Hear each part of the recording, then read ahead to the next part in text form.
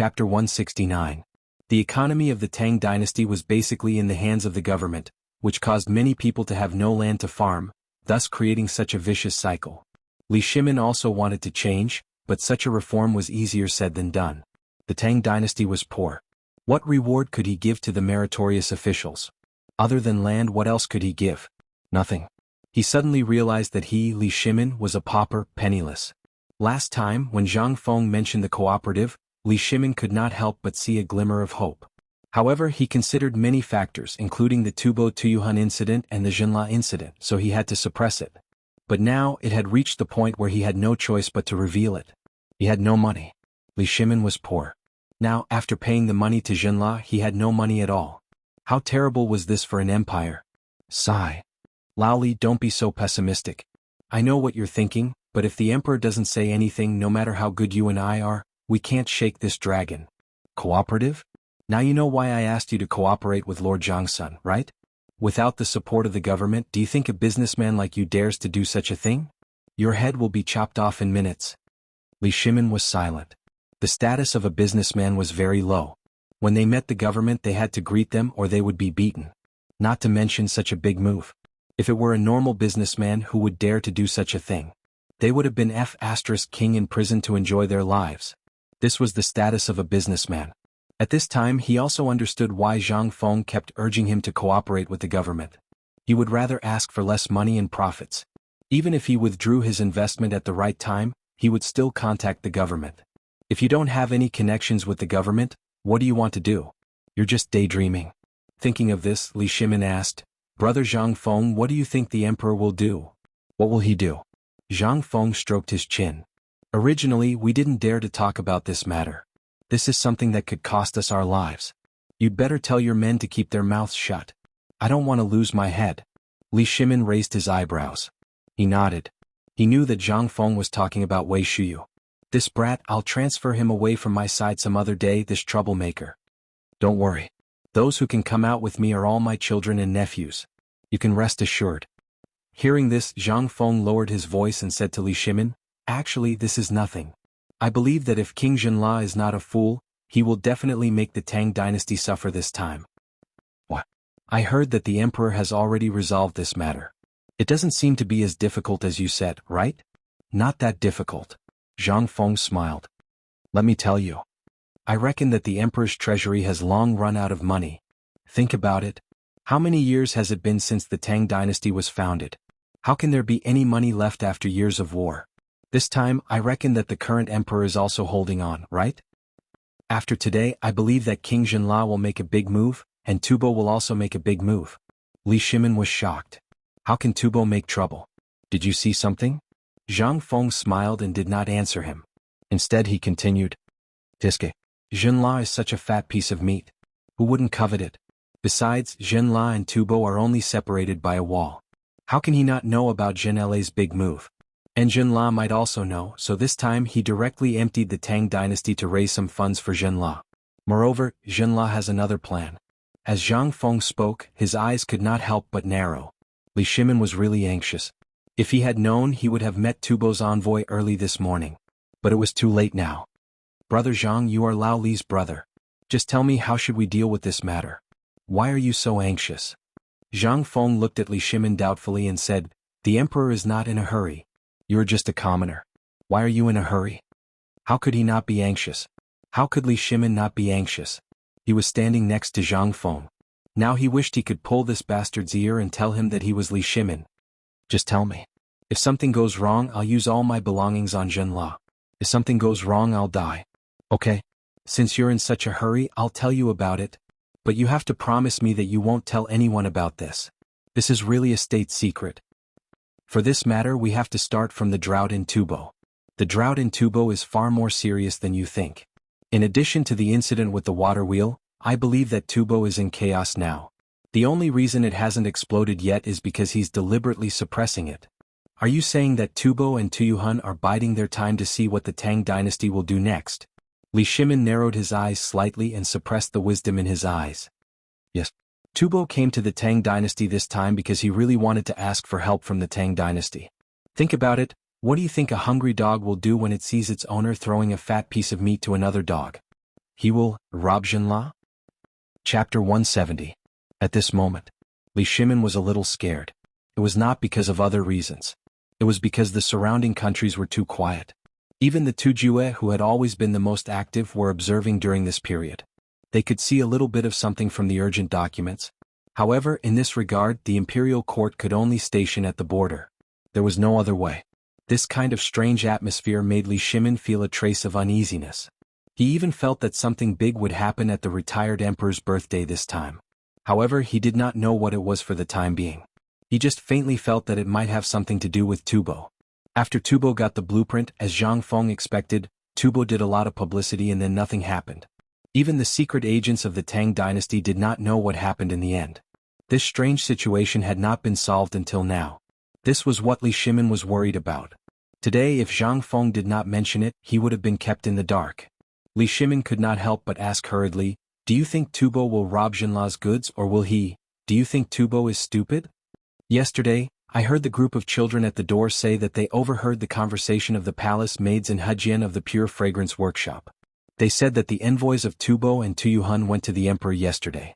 But for some reason the emperor did not receive them. I guess the emperor should know about this and is thinking of a way now? If he doesn't think of a way, haha. What are you laughing about? Li Shimin was so anxious that he was about to go crazy. Seeing Zhang Feng chuckling in the middle of his sentence, he felt unwell. Zhang Feng stared at the wine bowl and said to himself, "Tubo has a purpose for enduring until now. Even a fool can see it, let alone the emperor. I think the emperor should also be thinking of a way, right? Lao Li, I advise you to quickly think of a way to sell the things in your hands. If the emperor really did not think of this, then what will happen? Why don't you tell me everything in one breath?" Li Shimin was so anxious that he wanted to climb the wall. Suddenly, Li Shimin's eyes flashed with surprise. "Do you mean that Tubo will rob the Tang Dynasty's goods after they leave Chang'an? Isn't it obvious? If His Majesty doesn't deal with this matter immediately, then this matter will definitely happen. Furthermore, I'm guessing that Tubo's appetite is definitely not that small. Think about it, if you wanted to snatch it, what would you do? Where are we going to strike?" Li Shimin frowned as he paced back and forth in the tavern. Zhang Feng didn't rush him and instead drank his wine leisurely. He wanted to see if old Li's brain was really enlightened. It was such a simple question.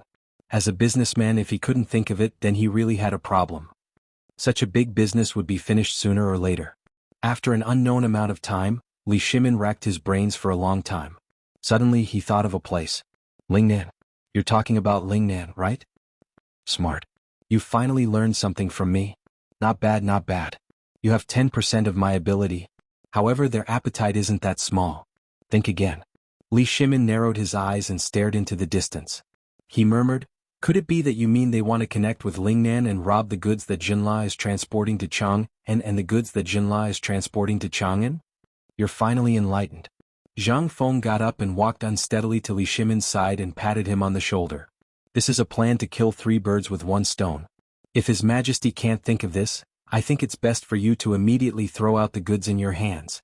Otherwise, an enraged King Jinla might not dare to do anything to His Majesty, but I think that he definitely won't let you off." Li Shimin's face was as black as the bottom of a pot. However, he couldn't figure out one thing. "As far as I know, Lingnan has always been submissive to the Tang Dynasty. I even heard that General Feng Ying is stationed there. Are you suspecting that His Majesty is not using people well?" "No.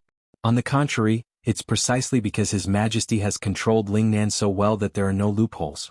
Therefore, when we leave Lingnan, the brigade will lower their vigilance. Thus there will be problems there." Zhang Feng looked at Li Shimin with a half-smile and said, "Lao Li, if I were Tubo's man, where do you think I would make a move?" "You mean Jianan Road?" "Smart. Indeed. There's an Eagle Beak Cliff in Jianan Road. It's connected to the Tang Dynasty in the east and Tubo in the west. After Eagle Beak Cliff, there's the endless Jinla jungle. Moreover, Tubo often plunder Jinla, so they must know the terrain of Jianan Road like the back of their hand. However, there's a flaw in your plan." Li Shimin put his hands behind his back and looked very serious. Jianan Road was heavily garrisoned. How could there be a problem there? However, Zhang Feng mentioned that Tubo was good at hiding and the terrain of Jianan Road was very complicated. Therefore, Zhang Feng's words didn't make sense. However, Zhang Feng's meaning was obviously not here. Could it be? A hint of excitement flashed through Li Shimin's mind, and he hurriedly asked, "Brother Zhang Feng, You mean to have His Majesty set up an ambush in Jianan Road, seize the opportunity to intercept the goods from both sides and eat them all? Chapter 171. Snatch my ass. Laoli, I've been talking for a long time. Do you think I'm asking you to rob? Tubo can't wait for you to rob. If you rob, no matter who it is, as long as it's someone from the Tang Dynasty, it will definitely arouse Jinla's anger. Although Jinla is not afraid, there's a fierce tiger beside Jinla. If this fierce tiger wants to protect its cub, and India intervenes in this matter, once they join forces with Tubo, then you have a pig's brain. Zhang Feng pointed at the pale-faced Li Shimin and roared. He was exasperated at Li Shimin's failure to live up to his expectations. After wasting so much saliva on cooperation, this guy only thought of snatching? Snatch your ass. You little thing, aren't you afraid of being scalded to death? Tubo has been planning for this for a long time. He's just waiting for you to fall into his trap. Why are you still digging into it now? Are you stupid? Zhang Feng was furious. He waved his hand and did not expect Li Shimin to understand. He touched his chin and thought for a while. How about this, you listen to me. Get out of here immediately. Go back and immediately sell all the materials related to Jinla. I believe that those rich businessmen in Chang and are all envious. This is a good opportunity. Also tell Zhang Sun about the cooperative right away. Regardless of whether he cares about it or not, all of your trading companies must act immediately. At the very least, you must establish the model of the cooperative before this incident happens. Gather all the finances. After this incident, you, Lao Li, may become the richest man in Chang, and in an instant. Li Shimin was already dumbfounded. He stared at Zhang Feng with his eyes wide open. Zhang Feng was now looking at Li Shimin angrily. He kicked Li Shimin's butt and said, "Why aren't you getting out of here? Are you waiting to be beheaded or lose your family fortune? Don't King drag me down." Only then did Li Shimin react. When he walked to the door, Li Shimin stopped and said, "Brother Zhang, I plan to send my good-for-nothing sons to you. It doesn't matter. You can just use them as an assistant, okay?" Zhang Feng exploded. "So, you really think I'm a charity hall? If all your sons were like you, wouldn't I have a headache? I still want to eat and wait for death in peace." Seeing that Zhang Feng did not agree, Li Shimin cupped his fists and left in a hurry. Zhang Feng felt that something was wrong, but he scratched his head and couldn't figure it out. In the end, he lay on the recliner and fell asleep. Li Shimin's face was very gloomy. It was so gloomy that it seemed like water was about to drip out. Wei Shuyu was so shocked that she didn't even dare to breathe loudly. She just silently lowered her head and followed Li Shimin. But when they walked out of the alley, Li Shimin suddenly stopped and said, "Pass down my order. Wei Jing, Fang Xianling, Du Ruhui, Zhang Sun Wuji, Qing Yaojin, and Li Jing, as long as they are not dead, go to the Imperial Study immediately to wait for the order." Wei Shuyu was shocked. She hurriedly cupped her fists and said, "Yes, Your Majesty." This matter was too big. Li Shimin had a faint feeling that something was wrong with the Turks before. But he couldn't tell what was wrong. On the other hand, the matter of Tubo this time made him neglect it. All his goals were on the Turks. But if it wasn't for Zhang Feng's reminder, he wouldn't have known until now. This matter seemed to be very good, but once there was a trace of negligence, it would be disastrous. Finally, he knew why Zhang Feng wanted him to set up the cooperative. Although it was a business matter, Li Shimin felt that this cooperative must be set up. On the one hand, the Tang dynasty was indeed out of money. If the Turks found out the truth, they would definitely invade at this time. This was what Li Shimin had been paying attention to all along. There was another aspect. It was to strictly prevent Tubo from robbing them halfway. Whether it was Jinla, Tubo, or the Turks, these three forces seemed to have no connection at all. But with Zhang Feng's suggestion, were these three forces really not connected? No. In fact, Zhang Feng had seen through it and also mentioned it. But he was worried that there were spies around Li Shimin, or people who didn't keep their mouths shut. If this was leaked out, it would be a disaster that would destroy the entire clan. Behind all this, the Turks were behind it. But he didn't understand the real intention of the Tang dynasty, nor did he know the actual situation of the Tang dynasty. So he joined forces with Tubo to pressure King Jinla, forcing him to use the entire country's strength to exchange all the resources sent by Ning Yun. This was a difficult problem to begin with. Not to mention that King Jinla came so quickly. As for the Crown Prince of Jinla, it was just a coincidence that he met Zhang Feng and triggered this matter. If it wasn't for Zhang Feng tricking the silly Prince Jinla, then Li Shimin felt a chill down his spine when he thought about this matter. "Jinla, you're really tired of living. Do you really think that I, Li Shimin, am a fool?" Li Shimin was furious. He felt that he had been fooled. He should have noticed the Turks long ago. When had the Turks ever been obedient? Never. If there was even the slightest problem with the Tang dynasty, they wouldn't let go of the chance to take advantage of it. Not to mention that the Turks were also in trouble now. Li Shimin looked at the swaying sedan chair and slammed his fist on the soft couch. He gritted his teeth and shouted, "Turks, it's time to settle our scores." Chapter 172. Li Shimin was very angry. So much so that his face was gloomy all the way. He even turned a deaf ear to Crown Prince Li Qingxian's report about Tubo. As soon as he entered the palace, he rushed into the imperial study angrily without changing his clothes.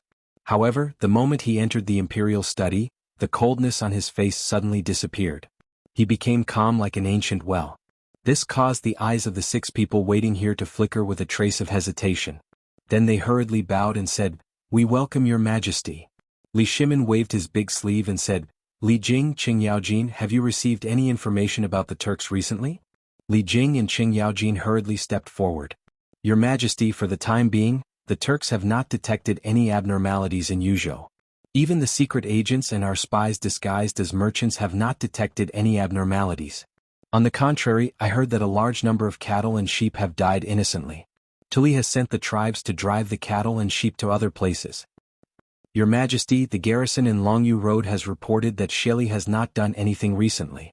Even the garrison patrolling the border has been reduced." Hearing this, Li Shimin was surprised and asked, "Have you noticed how many garrison troops have been reduced? Previously, there were 130,000 troops stationed at the border. 5 days ago, I heard that the garrison troops have been reduced by 30,000. It is said that they have gone back to deal with the famine in the tribes."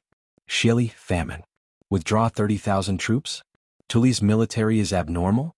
No. There is something wrong. Li Jing, I ask you, has there been any abnormalities in Yuzhou recently?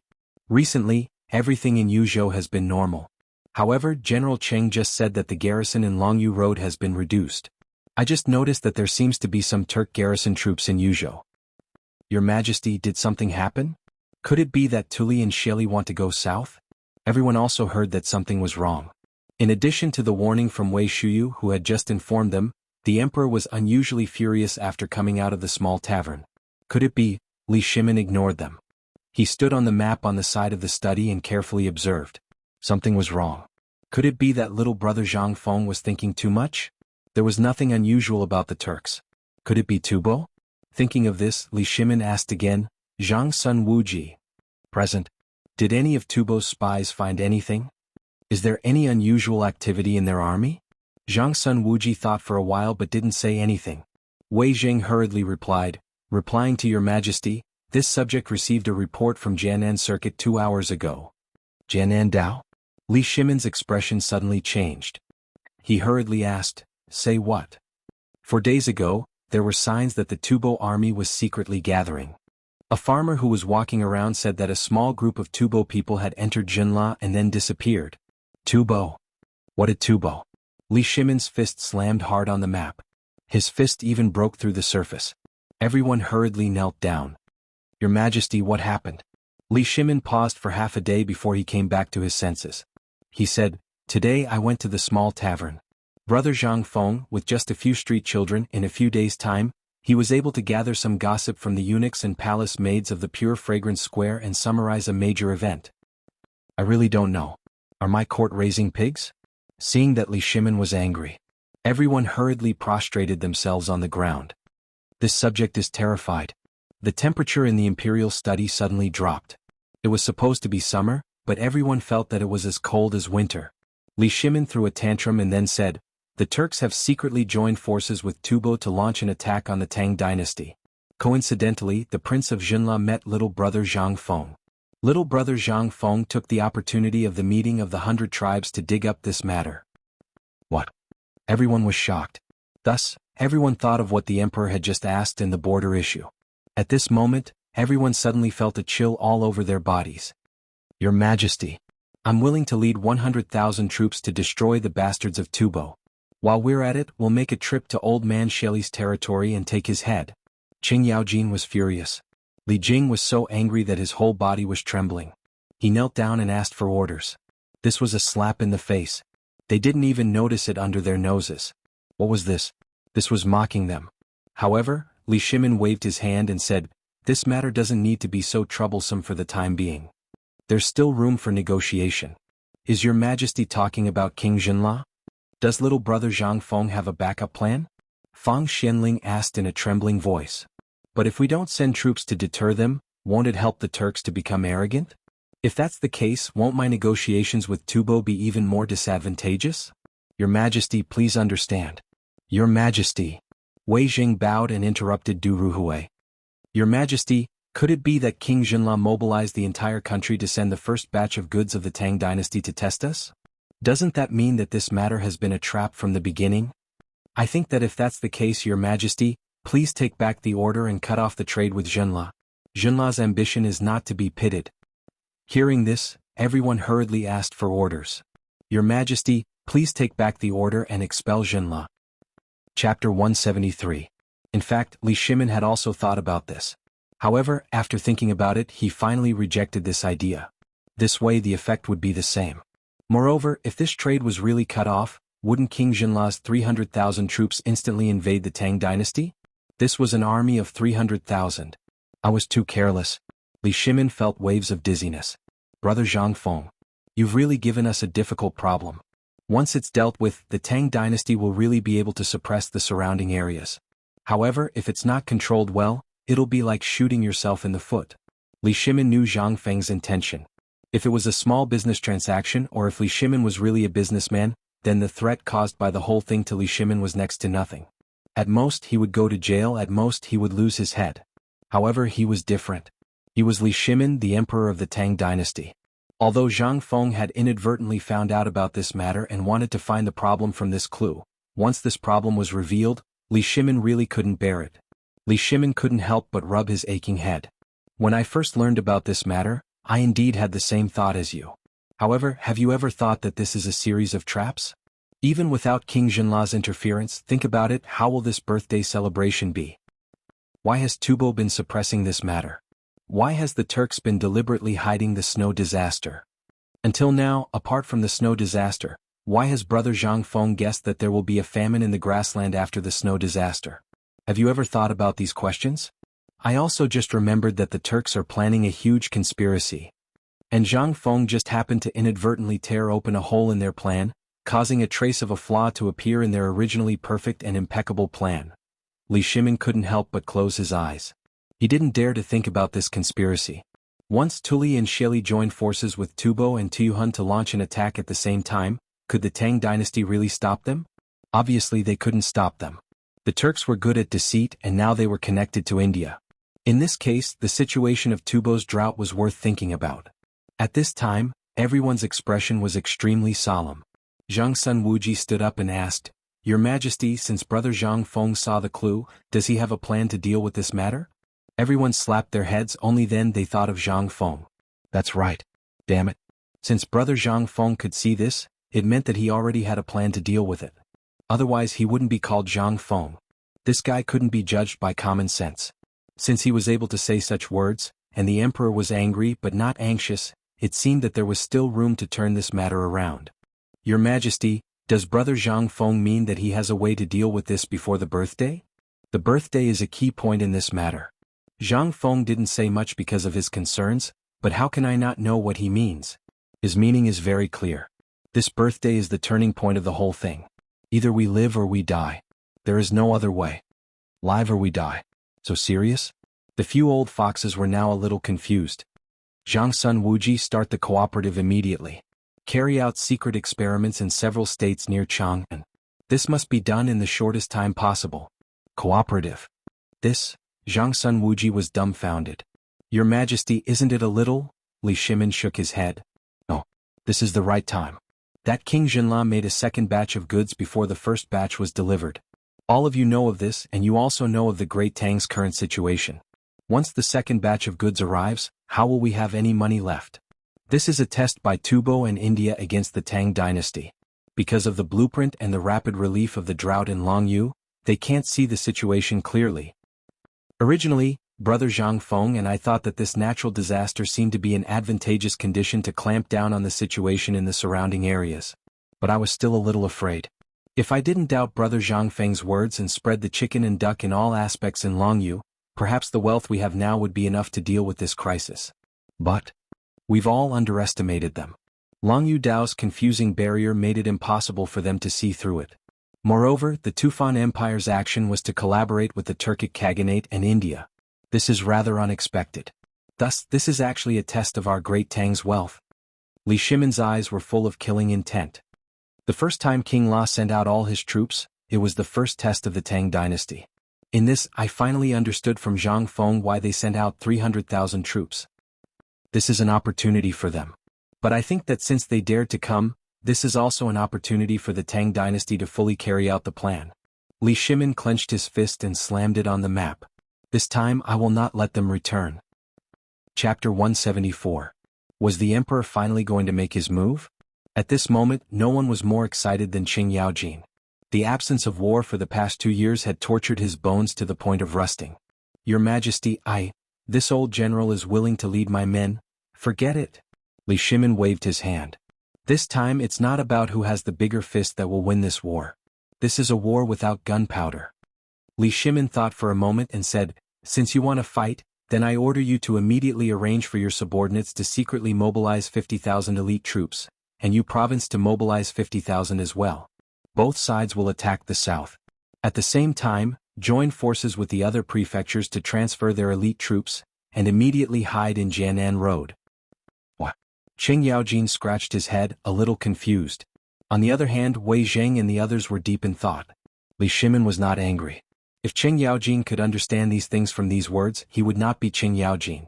Then Li Shimin would have to give Qing Yaojin a plaque. Yaojin, can't you see this? Xunla came because he was pressured by Tubo in India. 300,000 soldiers using King Xunla as a hostage to transport goods. You really didn't think of anything? Li Shimin asked patiently. Qing Yaojin sniffled, unmoved. Li Shimin felt like playing the lute to a pig. Why did King Xunla come to Chang'an? I ask you. I know that. He's here to deliver goods. This guy is greedy. Qing Yaojin patted his chest and said disdainfully. Li Shimin asked again, then what kind of business do you think needs the emperor of a country to personally escort it? What do you think if Khan Sheli comes to Chang'an? When Qing Yaojin heard this, his eyeballs almost popped out. So, this bastard is thinking of sending his entire army to Chang'an, and then if there's even the slightest hint of something wrong, he'll start an uprising? Motherf *Ker Lao Tzu is going to tear him apart right now. Qing Yaojin was furious. Zhang Sun Wuji hurriedly stopped Qing Yaojin and said, Old He, slow down. This matter still needs Shangzhui. Don't be impulsive. Listen to His Majesty's arrangements. What kind of arrangement is there? They're already bullying us, I can't tolerate it. Qing Yaojin stiffened his neck, his face flushed red. Li Shimin was also angry. He scolded, Old He, be quiet. Otherwise I will throw you in jail. Hearing this, Qing Yaojin shrunk his neck, snorted a few times and said no more. Li Shimin seemed to be plotting but also seemed to be talking to himself. This time, King Xunla actually came for 3 reasons. The first is to ensure his safety. Why? Everyone was confused. Li Shimin waved his hand, motioning for everyone to be quiet. This matter is actually not hard to imagine. Tubo often robbed Xunla and so did India. Xunla could only swallow their anger. Didn't Wei Jing say it just now? Tubo people entered Xunla from the dense forest outside Jianan Road, and then King Xunla came to the Tang Dynasty. Do you believe that King Xunla came after receiving a message from Crown Prince Xunla? Wrong. Because, think about it, there's actually no poisonous salt or seafood that we need in the goods this time. It's just their ordinary goods. Think about it carefully. What do these goods look like? Wei Zheng's eyes were filled with shock. Like fleeing? Li Shimin nodded. At this moment, everyone was finally overwhelmed with shock. Fleeing? How could they send out all their troops? Could it be that they wanted to take the opportunity to act when they were seeking protection? However, with such a small number of troops and a long journey, they were not familiar with the battlefield. What kind of combat power could they have? There were also many old, weak women and children among them. It was more like they were fleeing. Could it be, they were afraid of some kind of threat so they were preparing to flee to the Tang Dynasty? When they thought of this, everyone was not stupid. They instantly understood the cause and effect of the matter. Tubo's intentions were really vicious. Poor King Xunla. When he arrived in Chang'an, there were people from Tubo watching him. He did not dare to say anything. therefore he could only use himself as a hostage. Instead of saying that he lived in the East Palace, it was better to say that he requested to be placed under house arrest. Their intention. Now, do you all understand? This is only one of the reasons. The second reason is that they can use this to test the real situation of the Tang dynasty. I lost the first time. When Junla's army of 300,000 entered the Tang dynasty, I did not notice anything, nor did I realize anything else. This has already caused Tubo and the other countries to have the intention to make their next move. If I had taken a tougher stance back then, I might have been able to stop them from entering the Tang dynasty. Then Tubo's plan would have been delayed and would not have exploded so quickly. The third reason is the most vicious place in Tubo. You all have heard that Longyu and Yuzhou have lost a lot of Turkic troops. Why is that? Coupled with the abnormal situation in Jianan Circuit, now you all know why I deployed so many troops there, right? Li Shimin looked at Qing Yaojin as he said the last sentence. At this moment, if Qing Yaojin still did not understand, he would really be a pig. Chapter 175. The temperature in the imperial study suddenly dropped a little. Qing Yaojin was furious. Wei Zheng and the others also looked gloomy at this time. It was too vicious. The Turks really deserved to be punished. They didn't expect that the Turks had already carried out a series of operations against the Tang dynasty when they were preparing to set a trap for them. What was this? This was a slap in the face. Most importantly, even if they knew now, they couldn't fight with the Turks with real swords and spears. The Turks now had the initiative. This was the most important thing. If not for Zhang Feng's suggestion of this cooperative model, the Turks would have already noticed the flaws in Janele's first trade. Time passed little by little. Li Shimin made some more arrangements. However, just as everyone was about to leave the imperial study, little Gizi gently knocked on the door of the imperial study. Your Majesty, King Zhenla requests an audience. Now, Li Shimin looked at the pitch-black night sky, his eyes could not help but flicker. In the end he waved his hand and said, "Let him in." Imperial Garden, Qionglu Pavilion. These two things must be carried out at the same time tonight. The cooperative must be carried out as soon as possible, and it must not cause panic like stockpiling grain. Otherwise I'll punish you for both crimes. Also, Old Hay, you should keep the matter of Jianan Circuit a secret. Tell others that it's a routine patrol. I'll give you a secret order to cover it up. Your Majesty. Old General. Yes, Your Majesty. At this time, Li Jing and Qing Yaojin no longer called themselves his officials. This was because, although this was a secret mission, it was also a military operation. Military operations should be carried out according to etiquette. Being an official in the court and a general outside the court was the Tang dynasty. This was Li Shimin's command of his generals. He dismissed everyone. A palace maid quickly changed Li Shimin's bright yellow casual clothes. At this time, the seriousness on his face was gone. Instead, he looked a little excited. The imperial garden was not far away.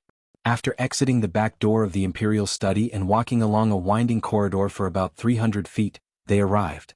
At this moment there were already songstresses dancing in the air.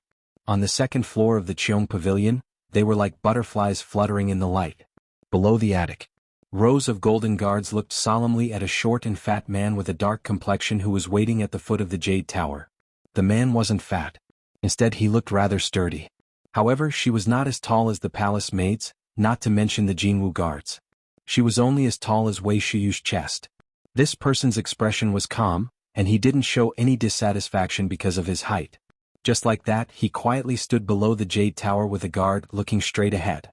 This person was King Zhenla. Li Shimin's entourage was very large. Rows of palace maids held up dragon head lanterns, illuminating the entire corridor. Before they arrived, they heard Xiao Gizi shout at the top of his voice, "The Emperor has arrived." Wah! Immediately, all the golden guards, with their modeo in their hands, hit the Mingguang armor in front of their chests, and their bodies stood straight. "Welcome, Your Majesty." The songstress on the Jade Tower also knelt on the ground at this moment.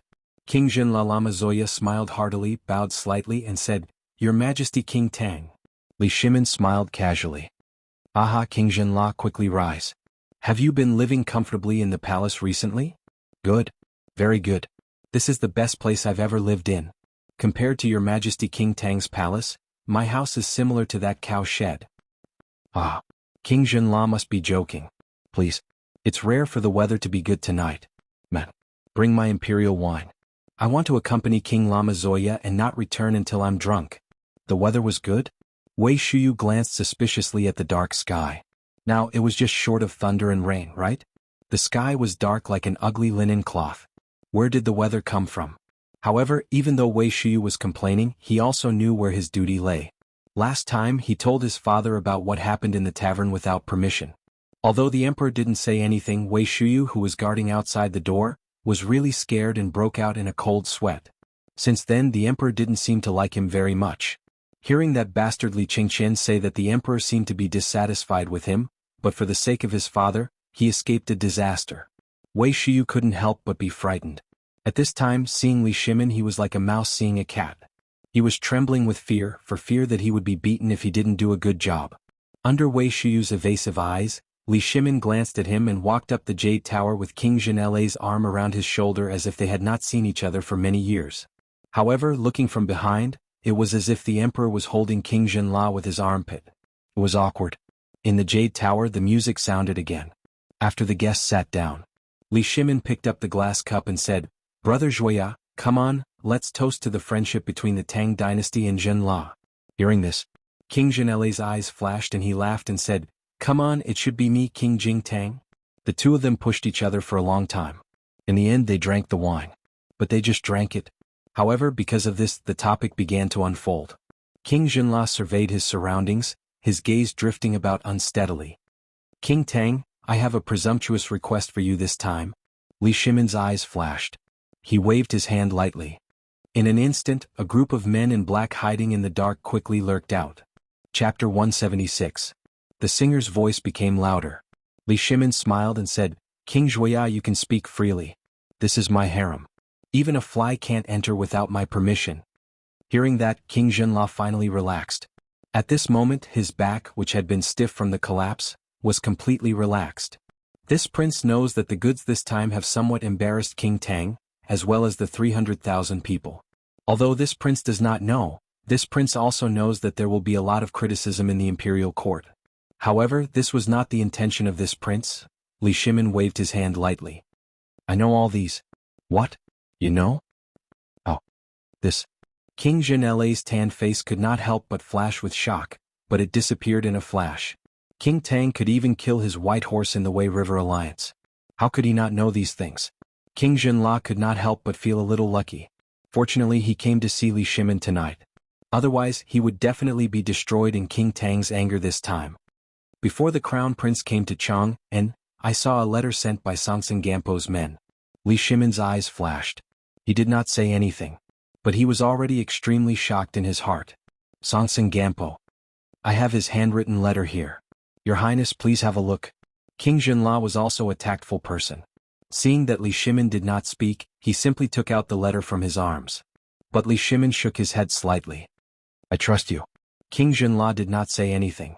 He just cupped his fists gratefully. Then he said, "This time I didn't come to the Tang Dynasty. I originally wanted to refuse, but the people from India also came. I couldn't handle it. One Tufan is already too much for this humble prince to handle. Now that India is here, this humble prince has no choice but to comply. I don't know where they got the news from, but they know that this humble king wants to trade with Great Tang. So, they had this humble king transport all the goods that could be sold to Great Tang to test his majesty." Seeing that Li Shimin did not show any emotion, King Zhenle said again, "I also know that things are not that simple, so I took this opportunity to bring all the goods I could bring out. This way they can't threaten me. This will require His Majesty King Tang's assistance." "You're too kind. As a neighbor, I will definitely help my friends when they are in trouble. But what do you mean by bringing all the goods you could bring out? Could it be that you can't stay here any longer?" Sigh. King Zhenle sighed, took a big gulp of wine and said, "India has already sent out more than 3,000 scouts. Tubo seems to be preparing to amass troops in Jianan. This time, whether I succeed or not, I can't hide it anymore." "So, you scattered 300,000 troops in the Tang Dynasty, disguised them as businessmen, and then took the opportunity to attack at a certain time? Usurped Chang'an?" Li Shimin was a little playful. King Zhenle's attitude was a little shaky. "You're dishonest." In that case, Li Shimin had to knock some sense into him. "I already knew about what you said when you entered the Tang Dynasty. Otherwise, how could I let your 300,000 troops enter the country? Moreover, I also know about the matter regarding Tufan. So why did you come here tonight?" King Jinla did not expect that the Tang dynasty already knew all this. The chips he had prepared before seemed to be in vain. He hurriedly got up, bowed and said, "How can I not know the seriousness of the matter? This humble prince's visit tonight is to express my sincerity. This humble prince also knows my own weight. Therefore, on one hand, this humble prince is here to inform your majesty of the conspiracy between Tubo and India. On the other hand, it is for the sake of mutual exchange in the future. King Jinla, you don't have to do this. After this matter is over, I won't make things difficult for you. But while this matter is going on, I hope that your people will suffer a little." "I understand." After talking about serious matters, the two of them continued to drink wine and enjoy the wonderful dance as if the crisis just now did not exist. At this moment, a large plate of roasted golden mutton was suddenly brought to the Cheong pavilion by a palace maid. Li Shimin waved his hand and said, "King Jinla, come and try this delicacy. I've long heard that King Tang's mutton is famous all over the world. I'm so lucky today." King Jinla did not refuse. He cupped his fists and began to eat. While eating, Li Shimin asked casually, "I heard that King Jinla's second batch of goods will pass through Jianan Road in a few days. I wonder if the goods this time are what I need?" "Don't worry. To show my sincerity, I won't take a single cent of the goods this time." "Ah, good. Thank you very much, King Jinla." Li Shimin did not call King Jinla by his full name, because at this time the matter had been explained. He wanted to tell King Jinla that although the matter between them had been clarified and Jinla had avoided the crisis, Li Shimin was very dissatisfied because of the concealment. After the two of them toasted for a while, Li Shimin got up and left. At the moment of leaving, Li Shimin suddenly said, "When are your people going to escort the goods back to the city?" 3 days later. "Then replace them with mine." "Yes." Chapter 177. King Jinla sent Li Shimin away. The smile on his face slowly turned into desolation. At this moment, looking at the pitch-black palace, he felt incomparably terrified. It was like a huge cage. Not only was this huge dragon looking down on the common people coldly, but it would also extend its sharp claws and teeth at any time. And he was a chess piece crawling at the feet of this huge dragon. It was very sad. But this was his true situation. He had to choose a faction to rely on. Otherwise, what awaited him would be complete destruction. Tubo. There was no need to think about it. This was a hungry wolf that ate meat without spitting out the bones. In India? Was the same. Previously, King Jinla was still wavering. However, after receiving the letter from his son, he made up his mind. Since they all forced him, he would take everyone away. He knew that the Tang dynasty. He had also looked up to it before. He didn't know if the bet this time was right or wrong, but he had to consider Jinla's future. The Tang dynasty was his last backer. Father? Unknowingly, King Jinla had returned to that cold cage. At the door, the crown prince and the princess consort were looking forward to it. Although it was already late at night, their eyes were full of rewards. King Jinla waved his hand, indicating for the princess consort to go to sleep. Then he closed the door and sat quietly in the dark room with Crown Prince Shiva. Silence. A deathly silence. It was as if the two of them had fallen asleep in the darkness. It was also as if there was no one in the darkness. After an unknown amount of time, King Jinla asked in a hoarse voice, "Are you saying that all of Jinla's treasures were told to you by that master called Zhang Feng? Is he really just the shopkeeper of a small tavern?" "Yes, he is indeed a shopkeeper. In the future, if you have nothing to do, don't go to a small tavern." "Yes, I understand." The room was silent again. No one knew what King Jinla was thinking. But at this moment in Li Shimin's bedroom, Li Shimin was still awake. "Guanyin maid, do you think we are being merciful to King Jinla this time?" Li Shimin told Empress Zhang's son everything that had happened just now as well as what had happened in the tavern today. At this moment his mood was slightly better. At the very least, it was confirmed today that Jinla had no intention of rebelling. "Second brother, isn't the current crisis starting to be resolved?" "Oh." Li Shimin looked at Empress Zhang's son in surprise. Empress Zhang's son pursed her lips and said, "Originally, I shouldn't have interfered with second brother's decisions, but I feel that now, we have already made a counterattack. The people of Tubo and India probably still don't know that your majesty knows about this matter. Moreover, the moment King Jinla left, I had already cleaned up the mess. This matter won't spread for the time being. And now, the first stage of Tubo's probing has passed. Although Jinla is helping the evildoers, he has revealed everything tonight. This is a good thing for second brother. Second brother can wholeheartedly solve the problem of Tubo." The root of the problem is still Tubo's drought. But I feel that at this time, we should give them a little warning. What kind of warning? Li Shimon's eyes flashed as he asked. He knew the key point of this matter. As long as they firmly controlled Tubo and Tuyuhun, the Turkic people's desire to join forces and invade the south would collapse. Moreover, as long as the cooperative was established, as long as there was a steady stream of economic recovery, they would naturally not have to worry about their probing. After all, none of them could afford to waste time. Now, as long as they dealt with Tubo, would the Turkic people in India be able to cause a ripple? No. Under the situation of being exhausted, everyone knew that it was a military taboo. Moreover, Shui Yintua, who was watching the Turkic people, did not dare to act rashly. Otherwise, why would he need to join forces with other countries? After thinking through all this, Li Shimon's expression could not help but soften. He could not help but smile bitterly. In the end, the Tang dynasty is still short of money. If the country is rich and the people are strong, who would dare to act rashly? Second brother, there's no need to worry too much. No one dares to carelessly start this war. Just as Zhang Feng said, whoever starts this war will be the country that will perish. What they're doing now is simply putting pressure on the great Tang. Tell me about it. Hearing this, Li Shimon's interest was aroused. He wanted to see who dared to put pressure on the Tang dynasty. Tubo. Except for Tubo, there is no one else. Second brother, have you forgotten the last negotiation? They dared to cause trouble in Chang'an City. Do you think they will let it go this time? Last time, second brother, you asked them for 40 million gold. They went back and advertised vigorously, but they could not produce it. Obviously, they have realized that they have fallen into a trap. Second brother, what do you think you will do if you are in their shoes? Li Shimon put his arms around Empress Jiangxuan's slender waist. Guanyin maid, you are really my good wife. Empress Jiangxun blushed and said coquettishly, second brother, don't be happy first. There is still one thing that needs to be done. What is it? A show of force. Chapter 178. Clip-clop, clip-clop, clip-clop. In the quiet palace, the crisp sound of a warhorse's hooves tore through the silence of the night. As soon as the warhorse came out of Li Shimon's stable, it hurriedly held up a token, passed through various large and small doors, and disappeared into the darkness of Chang'an City.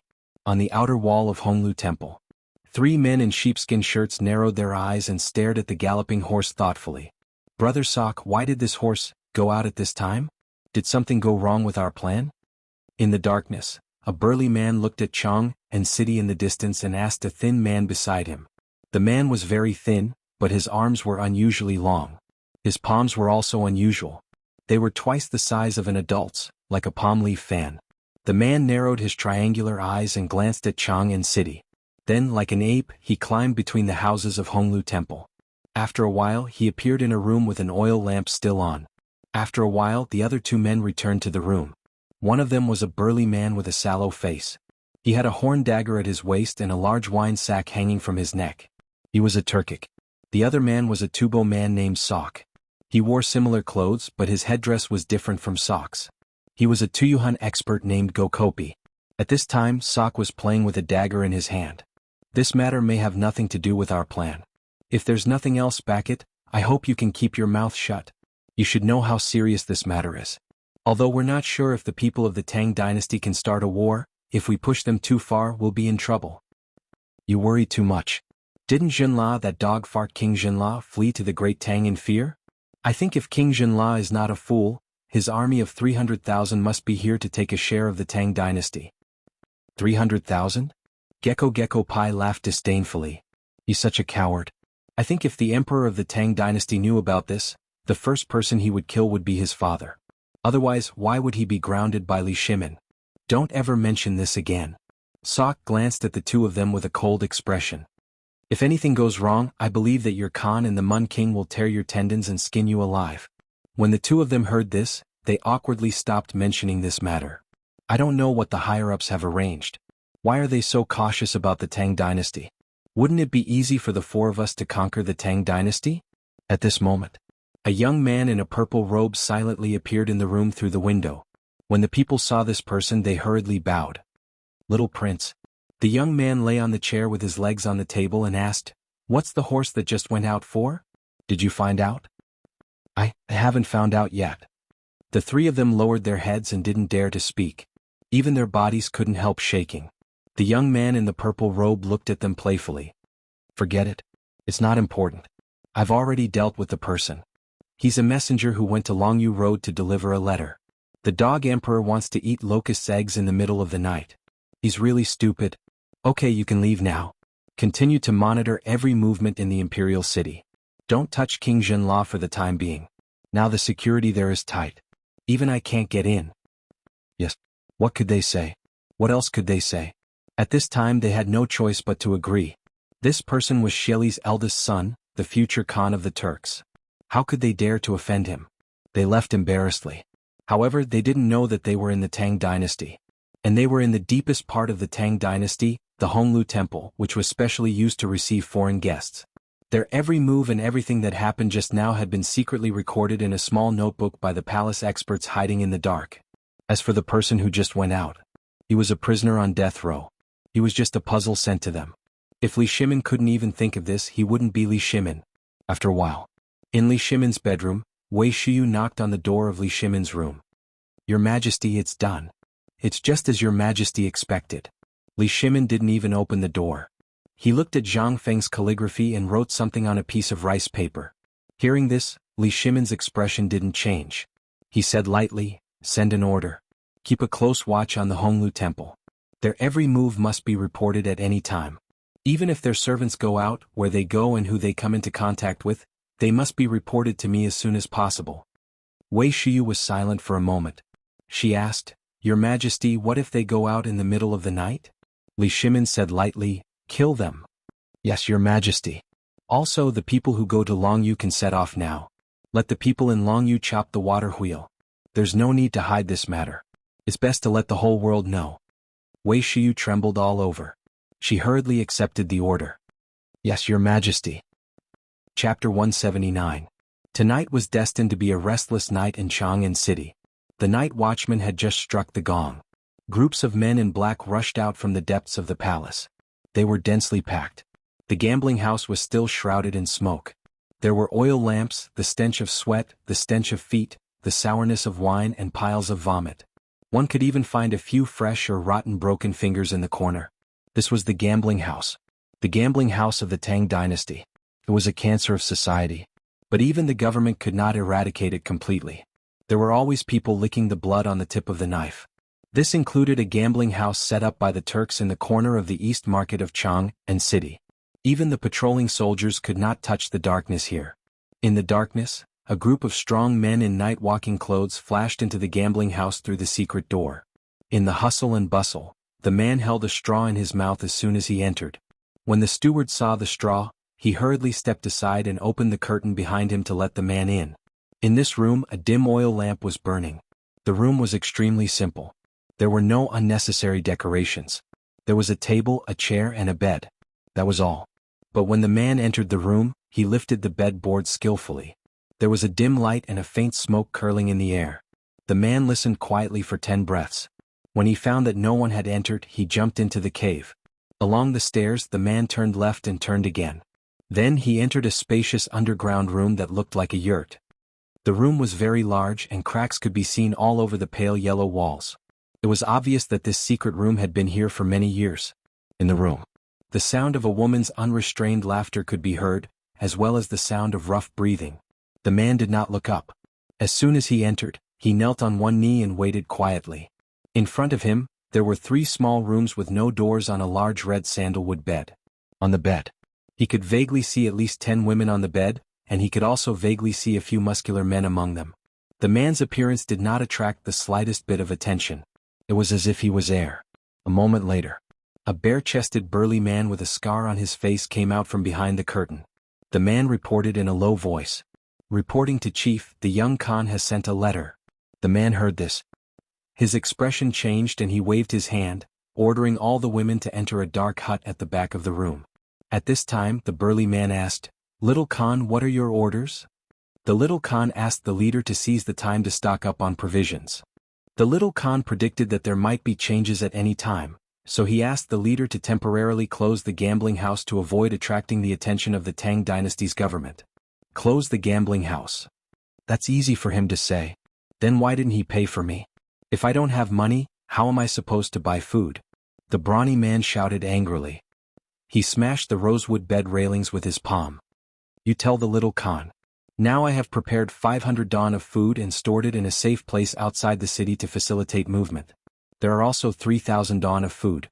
It is estimated that in a few days, it will be transported out of the city. Ask him to find a caravan to transport it to the grassland.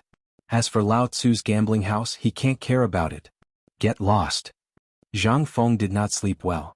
He did not know why. It was so quiet that he could hear a mouse running next door. He did not know what was wrong with the room these days. It was so noisy in the middle of the night. And he did not know if there was something wrong with his bed or if he was hallucinating. He could always hear women's coquettish complaints by chance. This was terrible. As soon as he heard this voice, he went crazy. Was he sick? At this time, Zhang Feng grabbed his hair and sat cross-legged on the bed, thinking hard about whether he should find a doctor to take a look. This was obviously not right. Previously, when he said that he was thinking about women, it would not be a hallucination, right? But now. Damn it, once it was past midnight, that guy was so noisy that he was about to go crazy. Oh. Damn it, was there something wrong with holding it in? Or was there really something wrong with the room opposite? Zhang Feng was shocked. Could it be that someone opened a brothel next door? This kind of thing had happened before. In order to attract business, merchants would often open temporary brothels in Chang and city in the middle of the night in some unoccupied shops. However, Zhang Feng had read about this in the unofficial history books. He also heard about it from the old man who rode at the corner of the street. At that time, the old man's eyes were no longer cloudy. It was as if he was talking about his glorious past. Something's not right. Zhang Feng finally exploded when he heard a woman's coquettish complaint. He hid in the corner and listened without even turning on the lights. The walls of the ancient times, especially the walls of the houses, were made with an inexhaustible amount of mud.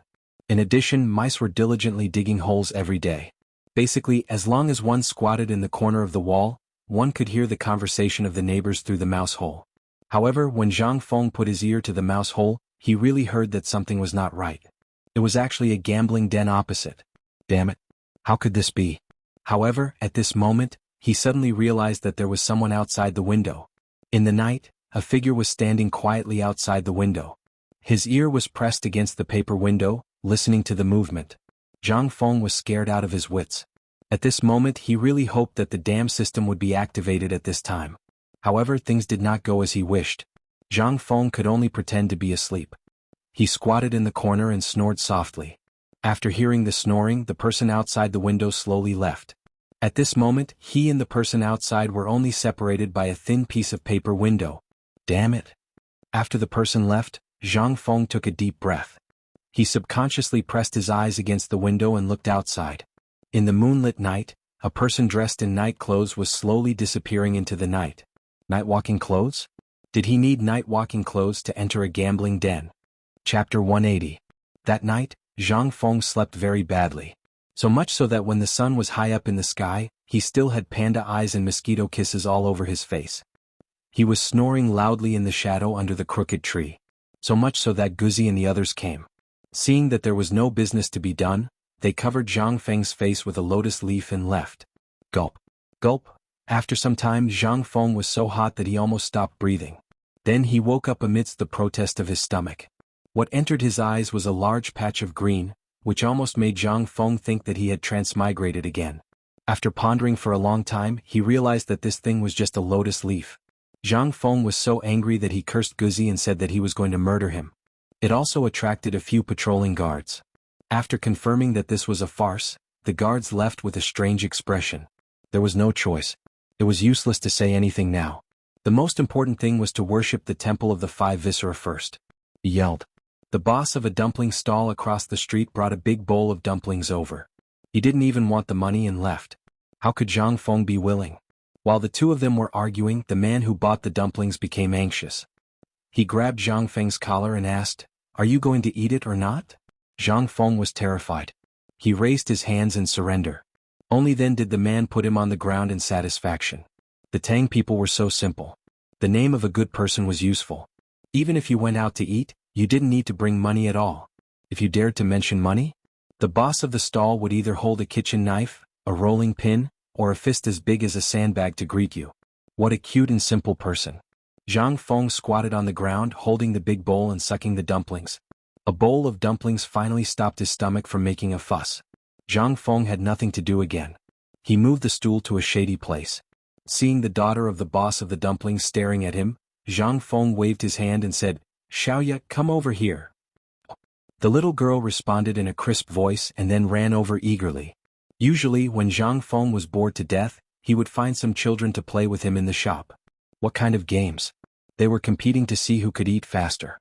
Moreover, all the children were fascinated by the big mouth game that he invented.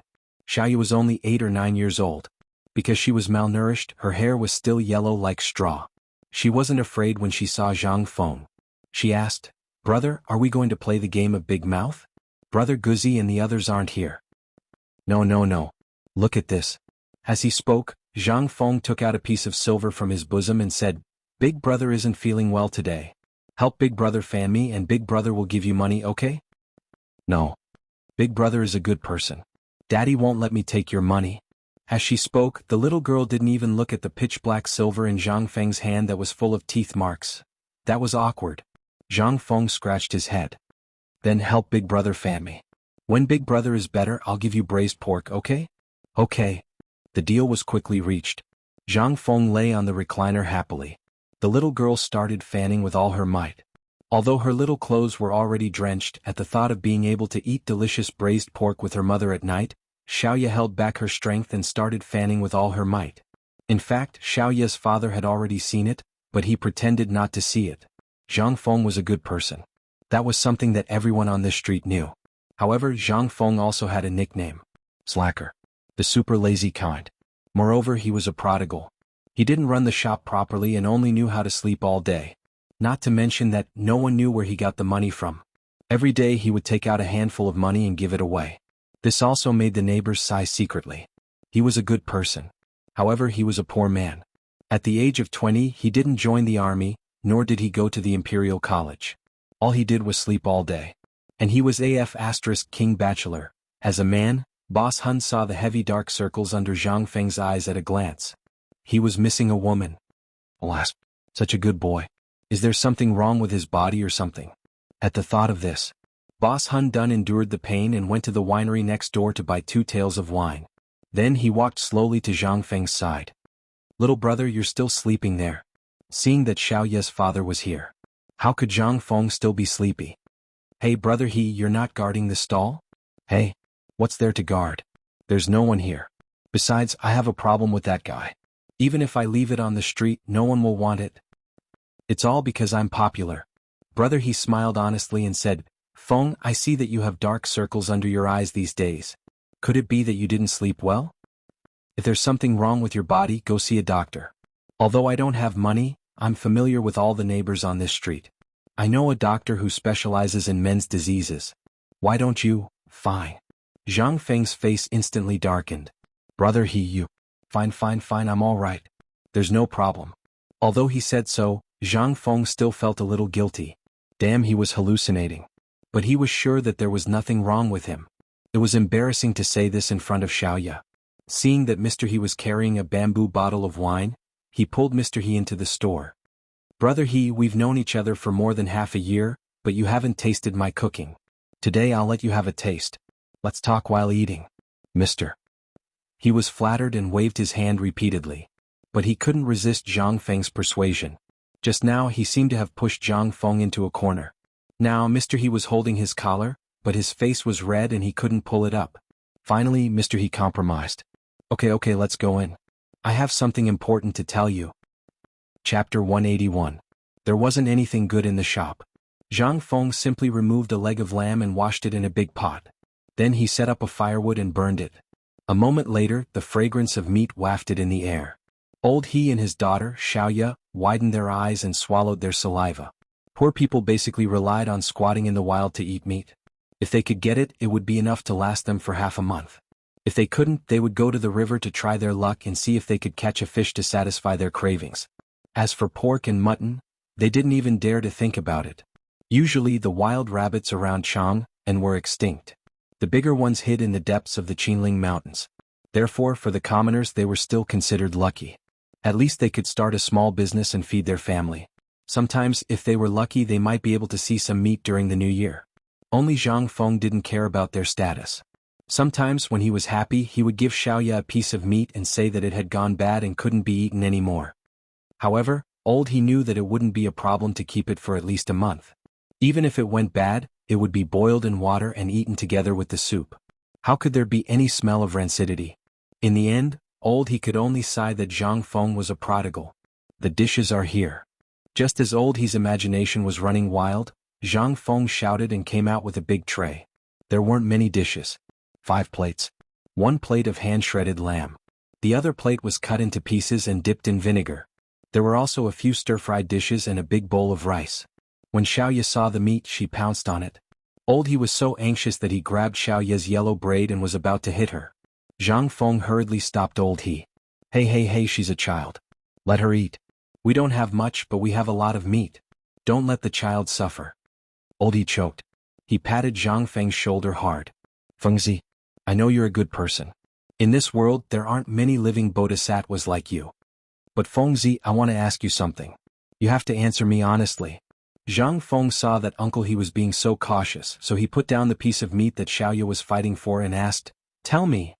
Let me ask you, are you? As he spoke, he glanced at Zhang Feng's crotch. Zhang Feng immediately exploded. He, what are you saying? I, Zhang Feng, am upright and honest. I'm a man, not a castrate. That's good. Old Ho patted his chest, picked up the bowl of wine and gulped it down in one gulp.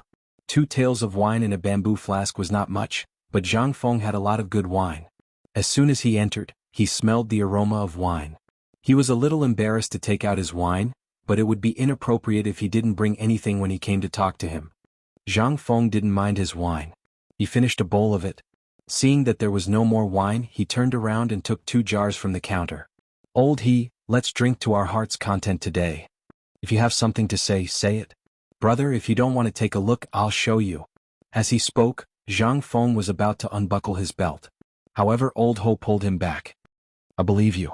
But if you don't find a wife like this, it's not a good idea either. You spend money like water every day. This is not good. Yes, you have a wife to do the housework for you. What did he mean? Zhang Feng was dumbfounded. It seemed that He's purpose for coming here today was not pure. I know you don't like people like us, but it's not good for the neighbors to see you like this. 20 years old and not marrying is disrespectful to your ancestors. I can't watch you go on like this. There are 3 ways to be unfilial, and having no descendants is the worst. You're not young anymore. I've been looking on the streets during this period of time and really found a young lady from a big family. She looks very similar to the singers at the entrance of Tsuayun restaurant. Nod your head. If you like her, we'll find a matchmaker. Fine. He, brother.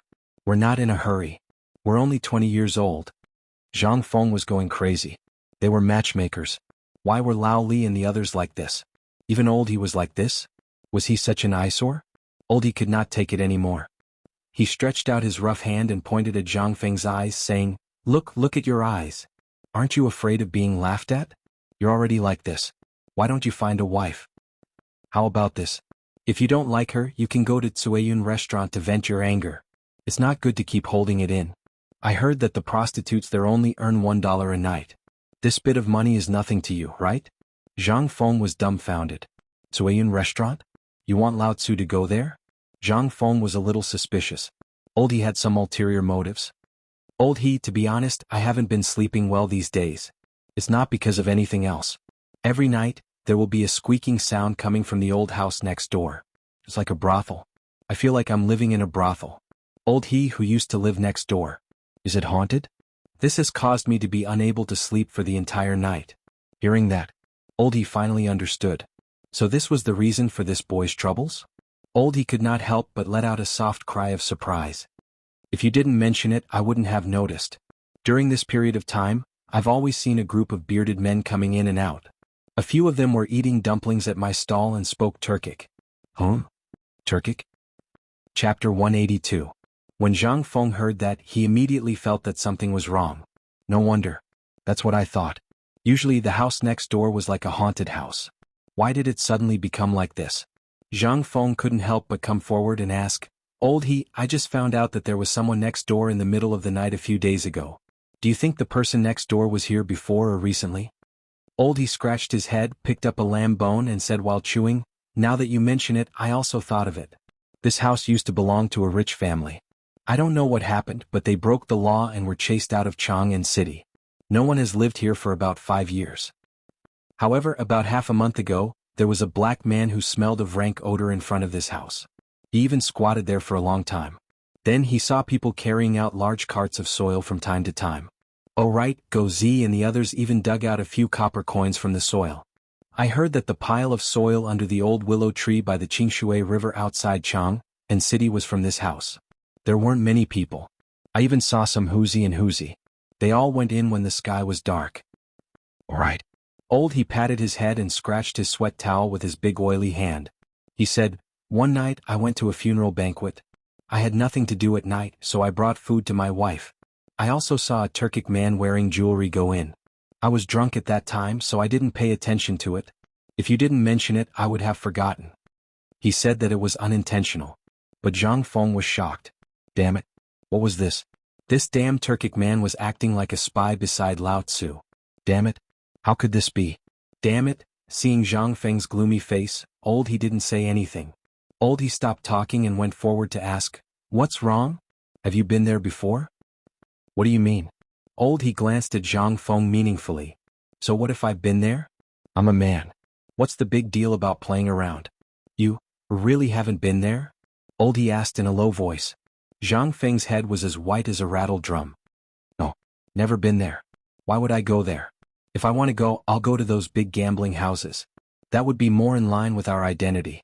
But have you heard what's inside? Why does it always open after the curfew? This doesn't make sense. There was something strange about this gambling house. Generally, the gambling houses in Chang City were set up by the government.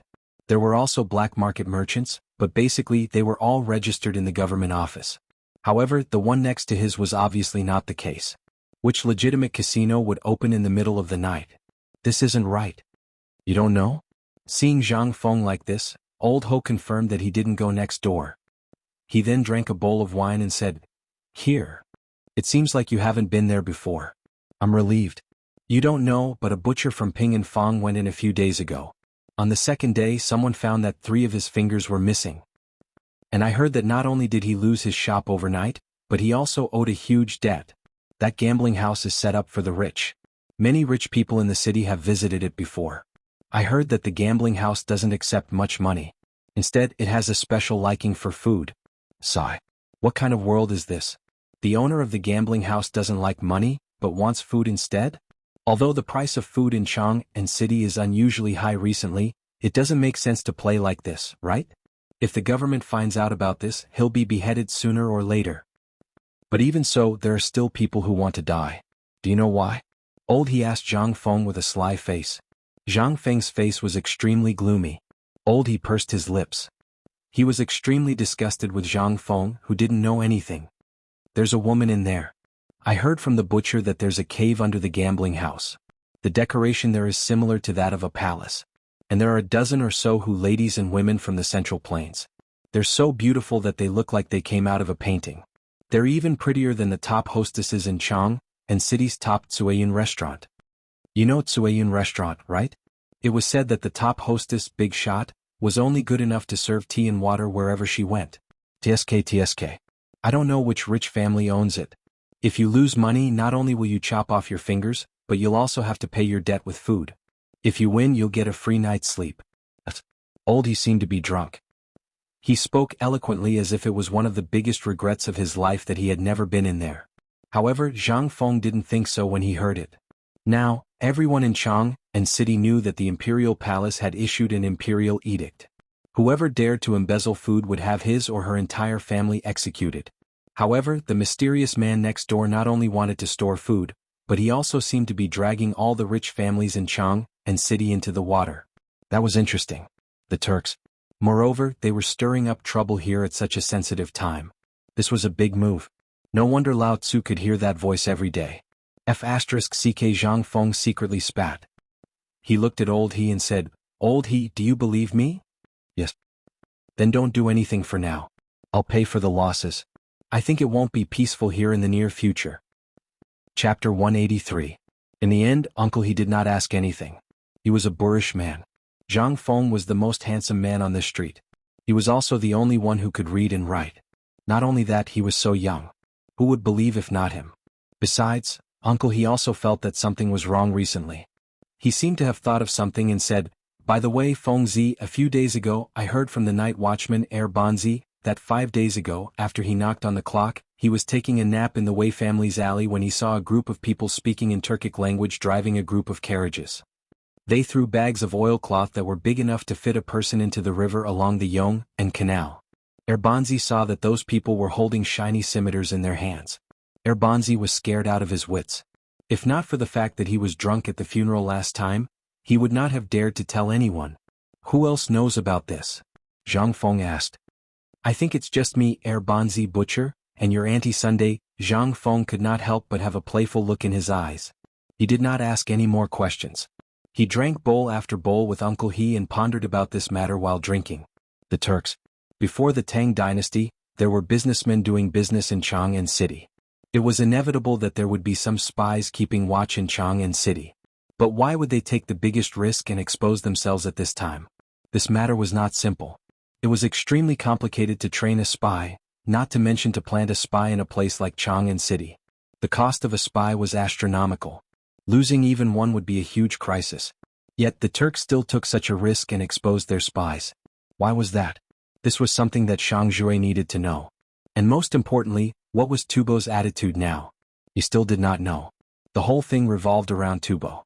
But until now there was no sign of Tubo. And was this the only spy the Turks had? No, definitely not. If he could have a spy doing this, then it meant that all the Turkic spies in Chang'an City were stocking up on grain. What about Tubo? Thinking of this, Zhang Feng gripped Old He's hand and said, "Old He, after you go back you must find Zhu Zi's father and ask him to tell Zhu Zi, Guzi, and the others not to inquire about anything strange during this period of time. This matter will become known sooner or later. At that time many people will die." Seeing that Zhang Feng had mentioned this matter twice, Old He couldn't help but become serious. He put down the lamb hoof in his hand and wiped his hands with the linen cloth on his shoulder. He asked, "Feng Zi, is it the Turks? Good that you know. I reckon that they are being targeted by someone now. So, Old He, it's enough for you and me to know about this matter. This matter is too important and people will die." "Good. I'll go back now." As he spoke, Old Ho grabbed Xiaoya, who was still desperately kicking the meat in her arms, and walked out of the door. Zhang Feng stopped Old He. "Old He, take the meat and rice back. I can't eat it alone." Without waiting for Old He to refuse, Zhang Feng went into the room in the backyard. Of course he wasn't going to sleep. After sleeping for a day he had already slept enough. He just wanted to confirm one thing and didn't want to argue with Old He. He suddenly realized that all this seemed to be related to that dark and silly prince. Right. It was Zhenla. Could it be that this matter was caused by Zhenla? Then Zhenla was used by Tubo and the Turks. Then all of Zhenla's goods were transported to the Tang Dynasty? This time it was much clearer.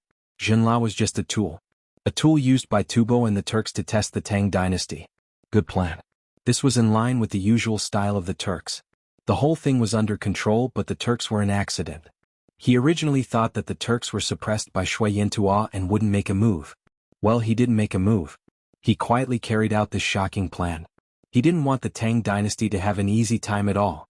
Zhang Feng actually didn't hate the Turks.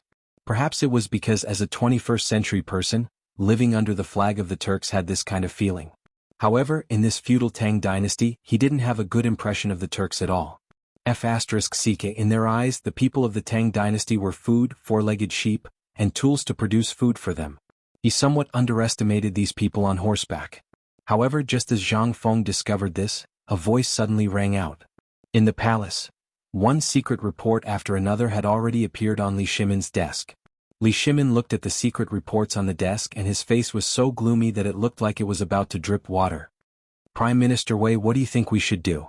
"Kill." Li Shimin waved his hand and pushed the secret reports on the desk to Wei Zheng. Wei Zheng hurriedly stepped forward. It was written on the secret reports. In the west market of Chang'an City, the Hu merchants of Huayuan Square are secretly hoarding food, suspected to be related to the Turks. The pawn shop of Chonghua Square is wantonly collecting money recently and signed a contract with a grain merchant for 300 don of food. In the brothel of Yongding Square in the East Market, the Tubo people are suspected to be active there. The details are unknown. The people of Honglu Temple have been in close contact with the East and West markets recently. Reading the situation on the secret reports, Wei Zheng's face turned pale. Your Majesty, this, I ask you, kill or not? Chapter 184. Li Shimin was really angry. To think that there was such a shameless person hiding right under his nose.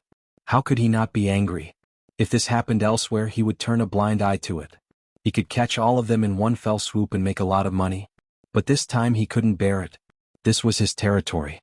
If these people jumped out like this, what about other places in the Tang Dynasty? What would happen then? Summon Zhang Sun Wuji. Seeing that Wei Zheng didn't speak, Li Shimin shouted angrily. A moment later, Zhang Sun Wuji rushed into the imperial study, panting heavily as he lifted his robe.